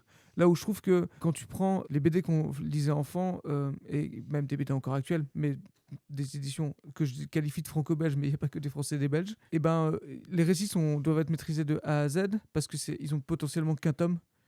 Ça dépend des récits, mais en tout cas, le récit se finit et donc du coup, il est maîtrisé et je trouve beaucoup plus intéressant. Après, on bascule là-dedans avec... Après, je veux pas... Oui, il y a les séries 13, Astérix... Ouais, et là, on c'est bascule dans quelque chose de commercial aussi et donc qui est un peu moins savoureux, je pense. Après, c'est une question de goût aussi, mais Mais moi, je trouve ça vachement intéressant. Moi, je trouve l'aspect, justement, la question sur l'aspect commercial et l'adéquation en fait, de cet aspect commercial avec le format, justement. C'est-à-dire que moi, je trouve quand même ce côté un petit peu, justement, sur les récits très feuilletonnants. Moi, j'aime assez, justement, les publications. Alors, c'est déjà en fait des compilations que nous on reçoit, mais sur la question du format des mangas, mais surtout les formats comics en fait. Et vraiment, je parle vraiment du format comics de base, quoi, avec où il y a plusieurs histoires dans un, par exemple, etc. Ce qu'on va avoir en France, hein. Voilà. Moi, je trouve ça toujours, moi, je trouve ça très bien parce que je trouve le format très honnête par rapport à ce qui est proposé souvent. C'est-à-dire qu'en fait, le prix est plutôt petit, et l'aspect feuilletonnant est vraiment assumé dans le sens où tu as vraiment juste une petite partie de l'histoire, et il y a ce côté de publication régulière. Et à partir de là, si tu veux, je prends l'aspect effectivement, peut-être parfois un petit peu remplissage, peut-être parfois les histoires qui sont étirées, mais comme une donnée en fait intrinsèque d'un récit feuilletonnant. Alexandre Dumas, quand il écrivait déjà Les Trois Mousquetaires, c'était publié en fait chapitre par chapitre, et en fait à chaque fois qu'il écrivait un nouveau chapitre, il était payé de nouveau. C'est la raison pour laquelle parfois ça s'étend comme ça, Ouais. mais la question c'est qu'est-ce qu'il fait de ça aussi. C'est-à-dire qu'en fait, est-ce que ça reste à être intéressant? Est-ce que ce côté un petit peu justement publication régulière ne donne pas justement des espaces de liberté supplémentaires pour faire des pas de côté, à raconter d'autres choses, etc. Et moi je trouve qu'il y a une adéquation complète entre le projet éditorial de base et le format que j'ai entre les mains. Je C'est trouve une qu'il y a, série. il y a une cohérence en Mm. fait entre les deux. Pareil, la BD, moi je la trouve par rapport à la question de la publication, par rapport au format qui met très en avant le dessin parce qu'il est plus grand, souvent la qualité d'impression elle est bien meilleure, mais je trouve que ça colle aussi avec souvent que de l'aspect plus artistique en fait des BD franco-belges, c'est-à-dire que le côté un petit peu plus assumé en tant qu'œuvre d'art qui voudrait en tout cas un petit peu s'extraire quand même souvent du tout venant un petit peu plus commercial. Et en fait, ce qui est plus difficile, c'est quand quelque part ça se croise et il y a une forme d'inadéquation. C'est un peu ce que tu évoquais là avec des séries comme 13, etc., qui en fait reprennent ce format-là, mais dans des séries qui justement quelque part appelleraient en fait à un format un petit peu plus simple, parce qu'en fait c'est un récit très feuilletonnant, Oui. qui en fait réclamerait justement que à l'unité la BD coûte moins cher par rapport à ce qu'elle représente vraiment en valeur narrative pure. C'est une expression un petit petit peu étrange, mais ce que je veux dire par là, c'est que tu vois, tu payes quand même un prix maxi pour ce qui est peut-être juste en fait un chapitre un petit peu moyen entre deux histoires, quoi. Bah, c'est Ouais. qu'en fait, par exemple, une bande dessinée comme 13, en fait, se rapproche davantage d'une série, alors qu'on parlait tout à l'heure du lycée Cyrano, où là, on a accès à un film. 13, sa place, c'est dans un magazine type pilote, en fait. Oui, exactement. Ouais, mais ça a plus son sens là quelque part. Moi, c'est un peu comme pareil. Moi, j'adore Blueberry, mais je peux comprendre que le format de base, éventuellement, ça pourrait être plutôt justement dans un magazine, si tu veux. Ça, je l'entends. Moi, j'adore les albums que j'ai, Mhm. mais on voit qu'effectivement, c'est pas tellement sur Blueberry en général, mais sur ce type de récit justement qui peut être très très long, très très sur les récits d'aventure qui sont qui héritent vraiment du côté feuilletonnant à fond. Il y a C'est- une forme d'adéquation et c'est un petit peu parfois, tu vois, un format avec lequel moi, c'est pas que j'ai du mal, mais que j'ai du mal un petit peu à identifier. C'est parfois, tu sais, les publications de comics qui sortent justement compilées avec une couverture cartonnée qui sont très élégantes, si tu veux, etc. Mais je trouve toujours qu'il y a une légère inadéquation entre le format de base, en fait, si tu veux, et ce qui en est fait. C'est-à-dire qu'en fait, on a l'impression de l'ennoblir, en fait, de cette façon-là. Mais je sais pas si c'est des formats qui gagnent à être ennoblis trop, en fait. En fait, justement, c'est ça qui joue pour et contre le comics depuis quelques années. C'est qu'en fait, il y a vraiment ces deux écoles d'avoir, par exemple, pour l'univers DC ou pour l'univers Marvel, des grandes œuvres chorales ou, entre guillemets, j'aime souvent dire ça, mais il faut presque une fiche Wikipédia à côté pour Ouais. connaître, bon, alors c'est qui lui, machin, ça. Ça, à titre personnel, j'ai beaucoup plus de mal. Alors là, on est vraiment dans le feuilleton, mais vraiment le cœur qui fonctionne beaucoup mieux, ça va être justement on va suivre un personnage, on va rester cantonné à lui. Et ce qui est assez intéressant, c'est que on veut, comme par exemple un Tintin, on va avoir un arc narratif. On sait que son histoire ne se termine pas. Elle inclut ce qui s'est passé avant, comme dans Tintin par exemple. Avant, il n'y avait pas le capitaine Haddock. Dès lors qu'il le rencontre, après, il en fait partie. Pareil pour Tournesol. Le fait que justement de construire comme ça, moi, ça jouait même sur quelque chose. C'est-à-dire que là, depuis quelques années, je suis en recherche de ça. C'est-à-dire que moi, j'avais 2 comics que j'achetais tous les mois, en fait, que je recevais par boîte aux lettres. Ultimate Spider-Man et Amazing Spider-Man. Donc là, on était vraiment dans du mensuel. Pour Amazing, il y avait une histoire principale et d'autres petites histoires qui se mettaient à côté. Je trouvais que c'était hyper intéressant parce que c'était vraiment le rendez-vous. C'était quelque chose que j'attendais fébrilement. Ah, ça y est, j'ai reçu, je vais retrouver mes personnages, je vais savoir la suite.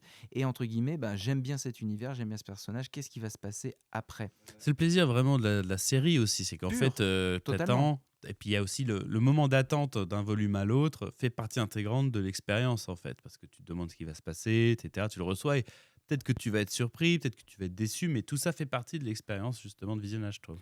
Et justement, pour revenir un petit peu sur la bande dessinée, on va dire un peu plus classique, ce qu'on va appeler la BD franco-belge, est-ce que vous pensez que justement parfois les rythmes, enfin, je pense une BD moi que j'ai attendu 2 ans, si c'est pas 2 ans et demi entre le tome 3 et tome 4, est-ce que ce temps parfois long, c'est pas un obstacle à l'immersion de la BD, ou au contraire ça permet peut-être une meilleure maturation de l'œuvre? Moi, je trouve que c'est un obstacle. C'est-à-dire que c'est trop long. Je pense qu'il y a une durée d'attente saine, on va dire, Hmm. qui devrait, à mon avis, pas dépasser 1 an et quelques. Quoi. Mais bon, après, c'est des durées de production qui sont pas forcément évidentes, mais Ah, moi, moi, c'est je mon te sentiment. rejoins pas là-dessus. Je trouve que, par exemple, la saga Black Sad, que je lis avec assiduité, je trouve que je suis content d'attendre mes 2 ans entre chaque tome, tu vois. Ouais, mais Black Sad, c'est quand même des histoires qui sont, arrête-moi si je me trompe, qui se concluent à la fin de l'album. Du coup, sur les 3 derniers tomes, non. Ok. Ouais, enfin, il y a un arc narratif qui se conclut, tu as raison, mais il y a une trame de fond Ok. qui Un est petit plus peu loin. entre les deux. Et moi, j'ai une question, c'est qu'est-ce que vous pensez d'un format que moi j'ai découvert il n'y a pas longtemps, que je trouve hyper intéressant, mais je ne sais pas ce que vous en pensez.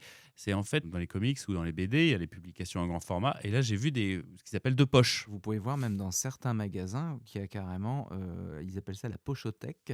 Ouais. Et donc, c'est vraiment des nouveaux formats. Je vais dire qu'en termes de format, pour que vous voyez, c'est, on va dire, un grand manga.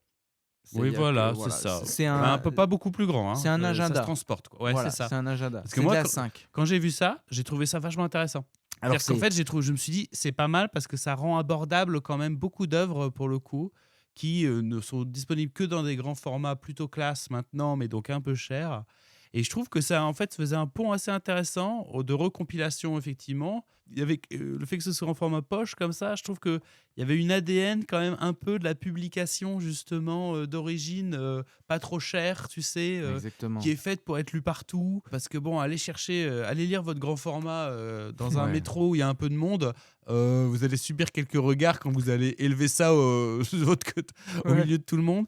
Donc, je sais pas, moi j'ai trouvé ça vachement intéressant en tout Alors, cas. c'est un format intéressant et notamment, déjà, le nerf de la guerre, il faut concrètement le dire, avec l'augmentation du prix du papier, il y a eu une augmentation qui s'est forcément faite dans les formats de bande dessinée. Donc ça rend aussi beaucoup plus accessible. On a des tomes assez épais qui commencent à partir de je crois, 5-6 euros. Donc c'est, de ce point de vue-là, intéressant.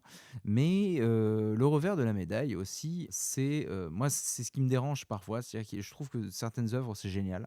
Mais il y a beaucoup d'œuvres qui n'ont pas été pensées pour ce format-là. Et le fait parfois de réduire la taille des planches fait qu'on sent vraiment que certaines cases ont été vraiment diminuées à un niveau parfois qui peut être un Ça peu met pas en problématique. avant le dessin, forcément, ça c'est clair. Et ça me fait penser, parce qu'en fait, on a le problème inverse, c'est-à-dire qu'il y avait, je reviens sur le Blueberry une seconde, Mhm. il y a eu la série La jeunesse de Blueberry qui a été faite en fait juste après en parallèle, et qui au départ était en fait les Blueberry, donc ça a été publié dans un format classique, recompilé en album, quoi. Et donc c'est un format qui fonctionne très très bien, en l'occurrence là pour les dessins. Mais simplement, la jeunesse de Blueberry, ça avait été pensé vraiment à la base pour un magazine, et donc ça fait que les cases sont vraiment petites, Mm. en fait. Et quand ils ont décidé de le republier en grand format, justement pour, j'imagine, compléter la collection, et ils ont retiré en fait tous les dessins pour que ça remplisse la page complète. Et ça rend les Oula. dessins irregardables. Et Parce qu'en fait, ils marchaient à peu près dans un petit format, Mm. mais alors étiré d'un seul coup et agrandi, c'est vraiment... c'est assez terrible. Visuellement, je vous le ramènerai. je suis curieux. C'est vrai que le petit format, juste pour répondre à ta question, ça, pour le dessin, c'est pas valorisant. Mais par contre, pour l'accessibilité, c'est génial. Il faut aussi voir aussi que, je rebondis sur les petits formats, mais de plus en plus de personnes lisent BD et manga sur leur téléphone. C'est Oui, vrai. c'est vrai. Ou sur tablette. Hein, Exactement. Et Ouais, donc du coup, ouais, il y combien a, Ouais, pardon. voilà, il y a ce format-là, notamment, on trouve ça de plus en plus, notamment dans les médiathèques, hein, de la numérisation justement de certains ouvrages. Ça change forcément les pratiques. Alors, aller vers de l'accessibilité du format poche, moi je trouve que c'est très très bien, surtout pour quelque chose qui est un petit peu plus sériel. Ça me fait peut-être un peu plus tiquer sur des grandes œuvres qui Non, ont mais été pensées pour être grandes. complètement. Là, par exemple, Mais tu ça, prends, ça les rend accessibles, c'est les déjà les ça, ça. trois ouais. BD qu'on a là devant nous, si on les mettait vraiment à un format poche, on perdrait beaucoup Mm. de l'œuvre. C'est-à-dire que c'est pas forcément une bonne façon. C'est comme la différence entre regarder un film au cinéma et le regarder sur son téléphone. Je suis d'accord, on peut perdre. Mais ça ne s'applique pas pour Non. tous. Et il vaut mieux peut-être parfois regarder le film sur son téléphone ou dans un format poche que pas du tout. Exactement. Moi, j'ai un enfin, c'est pas un contre-exemple, mais une remarque par rapport au manga. Je suis en train de lire tous les One Piece. J'en suis à peu près aux trois quarts. Et je trouve que là, on arrive à un stade où les dessins sont tellement riches et tellement travaillés, parce que l'auteur maintenant a d'autres dessinateurs qui dessinent avec lui pour gagner du temps, etc., que j'arrive à des pages de One Piece où je dois vraiment plisser les yeux pour réussir à lire et voir ce qui est dessiné. Et c'est le format de base. Du coup, je me suis toujours... Déjà, la première question que je me suis posée, c'est est-ce que le dessinateur dessine plus grand et rétrécit son image pour la rentrer dans le format demandé. Je pense que c'est le cas parce que je vois pas la Ça peut possibilité. être le cas, ouais. Je pense que c'est le cas. Et du coup, pour le coup, le format de base, il est comme ça. C'est diffusé comme ça. Mais je trouve qu'on y perd, en fait. Il y a des choses qu'on ne comprend pas. Alors, ouais, je suis peut-être Oui, moqué mais de- là, est-ce qu'on prend pas la chose dans le mauvais sens? C'est-à-dire qu'en fait, quelque part, c'est que les dessins ne devraient pas être. Tu vois ce que je veux dire? Parce que ça, c'est Ah vraiment oui. le format de base. Peut-être, C'est ouais. lui qui fait des choses qui maintenant ne sont plus vraiment adaptées dans son format dans lequel il a commencé, Ouais. quoi.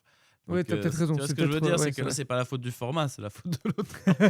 Mais bon, c'est parce Ouais. que. Après, il peut mais se permettre, c'est- je pense. Oui, mais ça se trouve, ce côté-là aussi, c'est pour pousser un petit peu au max, justement, le format qui est donné et aller le plus loin possible Ouais. là-dedans. Ça, c'est possible. Hein, mais... Parce qu'il y a un point qu'on n'a pas souligné, c'est que les mangas, sauf erreur de ma part, sont tous en noir et blanc. Je crois pas qu'il y ait de couleur. Les premières pages sont en couleur. Ouais.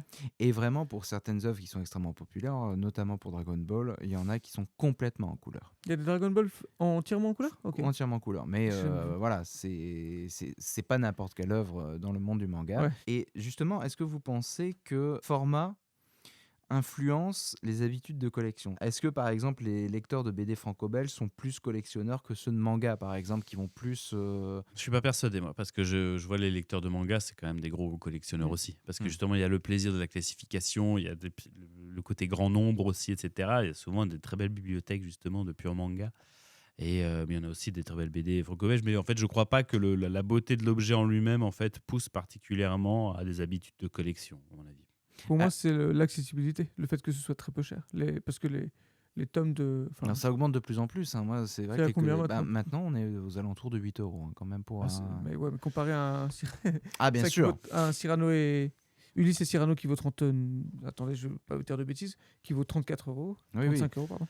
Ah, il est Mais, vraiment très très cher pour le coup. Ce qui est intéressant, c'est qu'on parlait justement des formats poche, c'est que maintenant il y a des usages où on est vraiment dans, alors notamment chez Marvel qui ressort justement un univers Ultimate comme ça, avec des couvertures où il y a, allez, 10%, c'est tel personnage qui aura sur cette couverture, 10% ce sera en métal, etc. Et c'est vendu dans des sachets opaques. Et on ne sait pas lequel on achète. Ah ouais, là, c'est vraiment. Là, C'est une démarche. c'est une sacrée démarche. Alors j'en ai acheté un et parce que le récit m'intéressait, mais on rentre justement, je pense on rentre dans une période, à mon sens, où on va vers le poche et on va aussi vers une consommation qui est un petit peu différente, dans le sens où il y a forcément le format physique prend plus de valeur. Parce qu'il est forcément les prix augmentant, c'est plus rare. Et donc, en fait, il y a l'idée de proposer des belles éditions. Et notamment dans ces éditions de poche, je trouve qu'elles sont propres. En fait, elles font pas de cheap. Elles sont pensées pour la collectionnite. C'est-à-dire qu'en fait, quand vous les mettez tous côte à côte, vous pouvez voir que c'est assez semblable. Et alors moi, il y a quelque chose qui m'a marqué, c'est que j'ai vu, du coup, il y avait des Spider-Man, il y avait des X-Men, il y avait des Batman. Et à côté, il y avait de la BD franco-belge. Et ce que j'ai trouvé assez intéressant, c'est qu'en fait, le format était exactement le même. Et est-ce que vous pensez pas qu'on se dirige, comme il y a déjà une uniformisation de point de vue numérique, sur votre téléphone ou sur votre tablette, vous allez avoir le même format, ça va être votre tablette ou votre téléphone. Et là, je vois que justement, il y a les formats de poche qui, dans des styles différents, BD ou bande dessinée, est-ce que vous pensez qu'on va aller plus là-dedans, ou alors c'est une sorte d'épiphénomène? Je sais pas si on va y aller, mais en tout cas, je trouve ça hyper intéressant parce que je me dis qu'il y a des tas de gens qui, justement, en fait, sont accrochés à un format et en fait, vont pas tellement parce que je pense qu'il y a des tas de lecteurs de manga qui vont jamais lire de BD franco-belge ou des formats de BD plus larges et à l'inverse, c'est absolument vrai aussi. Et je me dis, si justement les deux se rassemblent, je vois bien en fait quelqu'un, au bout d'un moment, la différence entre les deux un petit peu disparaître, quoi. Alors, évidemment, le style graphique va lui tout de suite toujours apparaître. Mais ça enlève une frontière qui permettrait justement de faire, à mon avis, beaucoup de gens faire des découvertes en fait un petit peu plus si justement le format, il y avait un côté un poil plus standardisé parfois. Je ne pense pas qu'il faut que ce soit le standard absolu parce que certains dessins profiteront toujours justement d'un format, d'un type d'impression optimum. Mais en tout cas, d'avoir cette espèce de... Un peu comme le livre de poche en fait, avoir juste... on a la sortie principale qui est comme au cinéma, on va dire la sortie au cinéma, et puis après la sortie en Blu-ray, il y a la sortie dans son format d'album, mais que 6 mois plus tard, 8 mois plus tard, 1 an plus tard ou même plus, il soit disponible en fait en format plus poche, un peu plus réduit, mais beaucoup moins cher. Ça permettrait vraiment de créer des ponts en fait entre les différentes formes. Et ça peut apporter que du positif, ça, à mon avis. C'est hyper intéressant de faire ça. Et puis, ça me rappelle la discussion qu'on avait encore en off tout à l'heure sur le fait que certains comics sont rangés dans les bibliothèques, dans les romans graphiques, parce qu'ils Oui. sont aussi au même format, alors du coup, pour le coup, plus grand. Et comme on parle des formats, est-ce qu'on ouvre la boîte de Pandore de la définition du roman graphique ou pas? Parce que Ouais, ça, ah oui, c'est on peut en quand parler, on parle ouais. de termes qui Ouais, ennoblissent parfois des choses, en fait, si tu veux. Oui. Alors pareil, quelque part, ça a peut-être permis à des tas de gens de se laver les mains, d'acheter des BD, de se dire qu'ils achetaient des romans graphiques. Ou des comics. Voilà, qu'autour de exactement, cette ils table, avaient on l'impression. Ouais, Voilà. on trouve tous ce terme inutile, mais En tout cas, voilà, il est utile s'il permet à des gens qui n'y seraient pas allés d'y C'est ça. aller parce que ça allait faire se sentir un petit peu mieux, en fait, plutôt que se dire, ah, tu lis de la BD. de pouvoir se dire qu'on lit des romans graphiques. Mais bon, voilà, dans la question Mais- de format, c'est quelque chose qui existe aussi, parce qu'on Bien voit sûr. qu'il y a le côté un peu publicitaire, justement. Mais je crois que c'est parce que les éditeurs ont senti ça, justement, que Oui, bah, de repositionner les choses sur un format un petit peu plus premium, un peu plus compensé, et de dire, c'est pas des BD. Parce qu'aujourd'hui, on imagine BD, en fait, c'est parce qu'on imagine effectivement ce qu'on décrivait tout à l'heure, en fait, assez peu de pages, un format assez grand, couverture cartonnée, et donc de créer, en fait, cette espèce de nouveau format de roman graphique qui, en fait, voilà, n'est qu'une nouvelle forme de la même chose, en fait, fondamentalement. Et quelque part, le format de poche participe à la même logique. Simplement, c'est une logique un tout petit peu inverse. C'est qu'en fait, la volonté, c'est d'arrêter d'ennoblir nécessairement quelque chose et donc pour créer une espèce de valeur culturelle plus importante qui permet d'approcher un public, justement, qui lit des livres et qui lirait donc aussi des romans graphiques éventuellement, parce qu'il y a le mot roman dedans. Mais- Mais c'est intéressant, justement, de ce format-là de poche. En fait, j'ai eu un petit coup de cœur quand je l'avais vu en me disant, c'est vraiment intéressant. Mais alors justement, moi c'était chez Urban que je voyais ça justement, qui sortait des comics en très grand format, auréolé de prix, les libraires et les magasins mettent ça en avant, alors que c'est des comics. Mais oui, sous prétexte que le format change un petit peu, qu'on part sur du roman graphique, ah là, tout de suite ça devient noble. Et ce que je trouve intéressant, c'est que tu as aussi cette conception-là, justement, du roman graphique, qui dit aussi beaucoup de choses aussi sur les Français. C'est-à-dire que les Français, lire une bande dessinée, c'est relativement noble, mais lire un comics ou un manga, il ne faudrait pas s'abaisser à regarder ces choses-là. Alors que dès que tu changes les formats, donc les mangas s'agrandissent avec des éditions collector, je pense les Attaques des Titans qui sont aussi gros parfois que Ulysse et Cyrano, hein, Ah ouais, ok. et dans des grosses éditions. Justement, j'ai ce sentiment d'avoir un petit peu ce que je vois, par exemple, pour les DVD ou les Blu-ray, où en fait, il y a une consommation, on va dire, plus populaire, des œuvres accessibles qui font consensus, et des œuvres un petit peu plus de niche qui vont sortir en super premium, avec vraiment quelque chose d'exceptionnel, qui est beaucoup plus de niche. Le danger, à mon sens, c'est aussi de se perdre un petit peu, d'écarter ces deux publics-là et d'avoir un type de récit pour les publics qui n'ont pas forcément le budget, et un autre type de récit considéré comme plus noble pour des gens qui ont plus d'accessibilité. Il y a presque quelque chose de politique dans le format, Ouais. dans la consommation du format. Quand vous me parlez des formats, moi je suis tout à fait d'accord sur le fait que réduire les formats, ça permet de rendre accessibles certaines œuvres. Mais d'un côté, est-ce qu'on bascule pas dans ce truc de déjà que la situation d'auteur est compliquée en France, auteur général, mais auteur de BD là. Est-ce qu'on va pas basculer là-dedans dans l'espèce d'anonymisation? J'arrive pas à bien le dire. Mais Anonymisation. Merci. Il est trop tard. Et donc, est-ce qu'on va pas tomber là-dedans? C'est la question que je me pose en fait. Est-ce que Je pense que l'important, c'est de créer la diversité des formats, je pense, pour toucher le maximum de public. À partir de là, tu seras forcément gagnant, parce que je pense que les gens qui vont l'acheter des formats poche n'achèteraient de toute façon pas le grand format. Il faut que le grand format existe pour un type de public, poche pour un autre type de public. Il faut essayer de rendre le plus accessible possible, et je pense que ça peut faire que du bien aux auteurs et à leur reconnaissance. ouais. Est-ce que vous pensez que la mise en page et le format, donc par exemple, on a des plus grands albums pour les bandes dessinées et plus compacts pour les mangas, est-ce que ça influence la créativité de la mise en scène? Ce que je veux dire, le travail sur les décors notamment. Est-ce que vous pensez qu'il y a une mise en scène qui est différente en fonction de la taille? Je pense- Au-delà même du Oui, je pense style. forcément. Je pense que quand tu sais que a priori ton tirage est sur une certaine taille, ça va influencer forcément ton sens du détail, etc. C'est pour ça que je pense pas que tu vois la solution des petits formats est une solution unique en fait à un problème unique. Il faut garder ce qui est quand même le format optimal pour certaines BD, en l'occurrence le grand format par exemple, qui est un peu beau, qui un peu coûte cher. Et parce que je pense que ça peut arriver effectivement. Ce que je veux dire par là, c'est que je refais ma comparaison avec le cinéma. Si demain il n'existe plus que des téléfilms, au bout d'un moment on filme pour des téléfilms en fait. Et le fait de devoir filmer justement en sachant que tu es sur un grand écran, c'est une exigence en fait technique qui tire tout le monde vers le haut en fait justement. Et je pense qu'il est possible que ce soit ça aussi pour la BD. Parce que je pense qu'il y a un sens du détail qui est perdu en fait dans un format qui est par nature en fait plus petit. Je pense au manga par exemple en fait. Ça ne veut pas dire qu'il n'y a pas un sens du détail dans les dessins de la plupart des mangas. C'est pas ça du tout que je veux Non, dire. mais c'est parce qu'il y a de fait- aussi, oui, il y a aussi des pages, le manga qui joue beaucoup sur l'action, le dynamisme. On a souvent dit les mangas sont C'est plus ça. violents. En fait, non, c'est qu'en termes de narration visuelle, ils sont plus dynamiques, et que parfois, juste quand un personnage va faire une action, il n'y aura pas de C'est ça. décor. C'est des médiums qui appellent en fait un certain type de narration un petit peu différent parfois. Donc moi je pense que ce qui marche le mieux, c'est que l'écosystème en fait ne s'interdise en fait à explorer aucun format au maximum en fonction de son type d'histoire, etc. Mais voilà, l'important c'est que ça vive pour que justement ça se mélange bien, quoi. Juste pour terminer un petit tour de table, si vous deviez choisir un seul format pour le reste de votre vie, lequel ça serait et pourquoi? Je pense que je resterai sur le grand format BD parce que je pense que mes plus grandes émotions elles ont été dans ce format-là, mais après. Pareil, sans originalité, ouais. Pour la même raison, c'est que. Parce que là, j'ai l'impression d'avoir de l'IMAX entre les mains. Ouais. Tu vois. Mais ce serait une grande perte si je ne devais lire que ça. Bah, moi, ce serait le format comics classique, tout simplement Pourquoi je ne suis pas étonné? Tout simplement parce que, notamment, ils rentrent dans les sacs à dos. On peut les prendre en vacances. Exactement. Ce qui est assez intéressant, souvent, je trouve que, c'est bête à dire, mais en termes de préhension, je trouve qu'un comics, encore plus un manga, mais un comics, il y a vraiment ce côté, on peut le lire simplement. C'est assez intuitif en termes de format. Notamment les comics reliés, hein, ce qu'on va sortir davantage en France.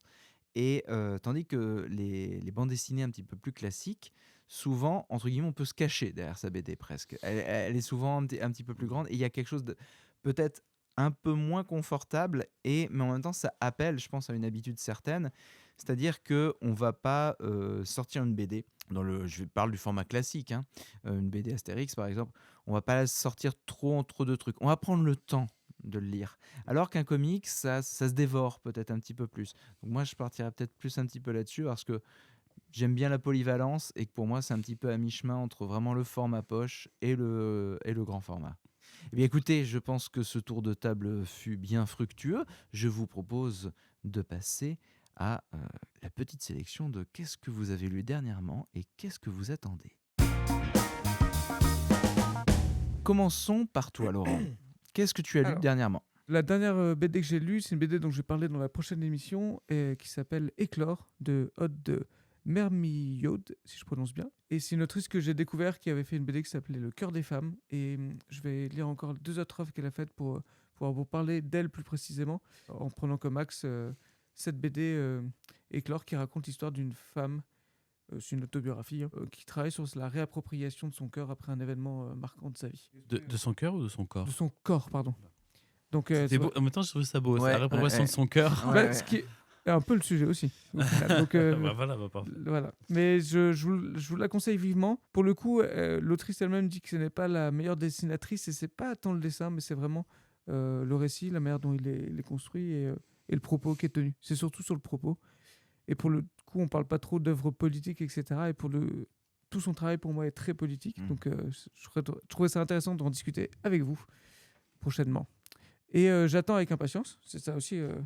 Alors je vais piquer une BD qu'Adrien attend aussi, je sais, L'héritage fossile. Moi, ma dernière lecture, c'est Day Tripper de Fabio Moon et de Gabriel Ba, que je crois que tu m'avais offert, Oui. que j'ai beaucoup aimé, beaucoup apprécié. C'est vraiment des récits qu'on n'a pas l'habitude de lire, je trouve comme ça en fait en BD. Donc c'était vraiment très joli, très mélancolique, tenant en même temps en fait dans sa narration. Je peux la résumer extrêmement rapidement. C'est l'histoire de quelqu'un en fait qui écrit des nécrologies en fait dans le journal et en fait chaque chapitre, et je crois qu'il y en a une dizaine, raconte en fait une tranche de vie et chacune de ces tranches de sa propre vie se termine par sa mort en fait. C'est toutes les morts potentielles en fait qu'il aurait pu avoir. Et donc ça fait que c'est un récit de vie en fait en général sur les différents embranchements, les choix qu'on fait, qu'est-ce que ça peut amener, le fait que tout peut s'arrêter en une seconde et donc voilà, c'est une très belle histoire. J'attends ma prochaine lecture. Je pense que c'est le nouveau Riyad Satouf, tout simplement, qui est la suite. La nouvelle, c'est Mon frère Fadi. C'est un spin-off. Un spin-off, suite, oui, plutôt spin-off, effectivement, qui raconte en fait la vie de son frère enlevé en Syrie. Pour les lecteurs de la Rave du futur, vous voyez très bien de quoi je parle. Mais voilà, comme tous les Riyad Satouf, je suis très impatient de le lire. Alors moi, ce que j'ai lu en dernier, c'est un comics, pour changer. Donc c'était le tome 2 de Dark Knight of Steel, qui en fait raconte un petit peu l'univers DC Comics avec Batman, Superman, Wonder Woman, mais dans un monde totalement médiéval. Donc c'est une relecture, réinterprétation qui peut sembler un petit peu artificielle, mais bigre, qu'est-ce que ça marche! Ça marche super bien, il y a une bonne relecture des personnages et on voit à quel point on est sur des archétypes extrêmement classiques qui sont réinterprétés. J'ai été aussi un peu soufflé par le graphisme. Je n'ai plus le dessinateur malheureusement, mais visuellement c'est assez exceptionnel. J'ai lu le 2e tome, j'attends le 3e avec impatience. Au niveau du graphisme, sur une échelle de Libermejo, on se situe où? Là, on va être sur quelque chose de plus classique dans le comics. On va être sur un trait beaucoup plus clair, beaucoup de travail sur les couleurs notamment, l'atmosphère, mais moins d'ombrage. On est plus proche du trait de Sean Murphy, par exemple, avec des crayonnés, beaucoup d'élan. Et oui, et puis en fait, ouais, on a des scènes incroyables avec des retournements de situation qu'on voit pas trop venir et qui arrive malgré tout à être extrêmement cohérent avec ce qu'on connaît un peu des personnages. C'est une lecture que je trouve hyper rafraîchissante, une sorte de what if si vous voulez, mais pas gratuit, vraiment traité avec intérêt. Vous pouvez ne pas connaître les super-héros de DC Comics, Batman, Superman, vous passerez un bon moment. Et sur l'échelle de la sensualité, par rapport à Golden Boy, on est où? On est légèrement en dessous. Sinon, ce que j'attends, c'est la suite de Chasse aux cadavres, un manga en 4 tomes, un seinen, donc qui s'adresse à un public adulte, qui est une sorte de Goonies meet Twin Peaks, mais sans le côté fantastique. C'est un cocktail extrêmement délicat dans le sens où on suit une troupe d'enfants qui sont à la recherche d'une jeune première qui a disparu depuis très longtemps, dont on n'a pas retrouvé le corps, mais dont tout le monde pense qu'elle a été assassinée. Donc il y en a un des gamins qui pense avoir compris sur une dernière photo qui a été envoyée avec son portable, où un mystérieux homme masqué apparaît, où est-ce qu'il pourrait du coup la retrouver. Et à côté, on va suivre justement aussi une enquête particulièrement sombre et sordide, et les deux vont matcher de façon un peu miraculeuse. Ce qui est hyper intéressant, c'est que les enfants sont toujours traités avec beaucoup d'intérêt. On est à hauteur d'enfant. Alors, il y a des retournements de situation qu'on voit un petit peu venir, mais c'est extrêmement rafraîchissant et hyper grisant dans le sens où on a vraiment peur pour eux, dans le sens où on sent vraiment que l'univers autour d'eux est extrêmement dangereux. Donc on est dans du polar. Franchement, j'ai dévoré ça. J'ai lu les 2 premiers tomes d'affilée. Je sais que c'est juste en 4 tomes. Donc j'ai très vite envie d'avoir la suite. Bon, bah voilà, il n'y a plus qu'à aller faire quelques courses et puis on se plonge dans tout ça. Eh bien oui, ça c'est notre portefeuille qui va être encore bien heureux. En tout cas, c'était ce 2e épisode. J'ai envie de vous dire, on va déjà partir sur une trilogie. Ah bah, un minimum. Voilà. Peut-être qu'on va finir en série, peut-être qu'on finira en version poche. La bande à bulles, c'est terminé pour l'épisode 2, mais rassurez-vous, on revient pour l'épisode 3. Messieurs, je vous souhaite une bonne journée. Salut. Salut à tous. À la prochaine. Bye bye. Plus.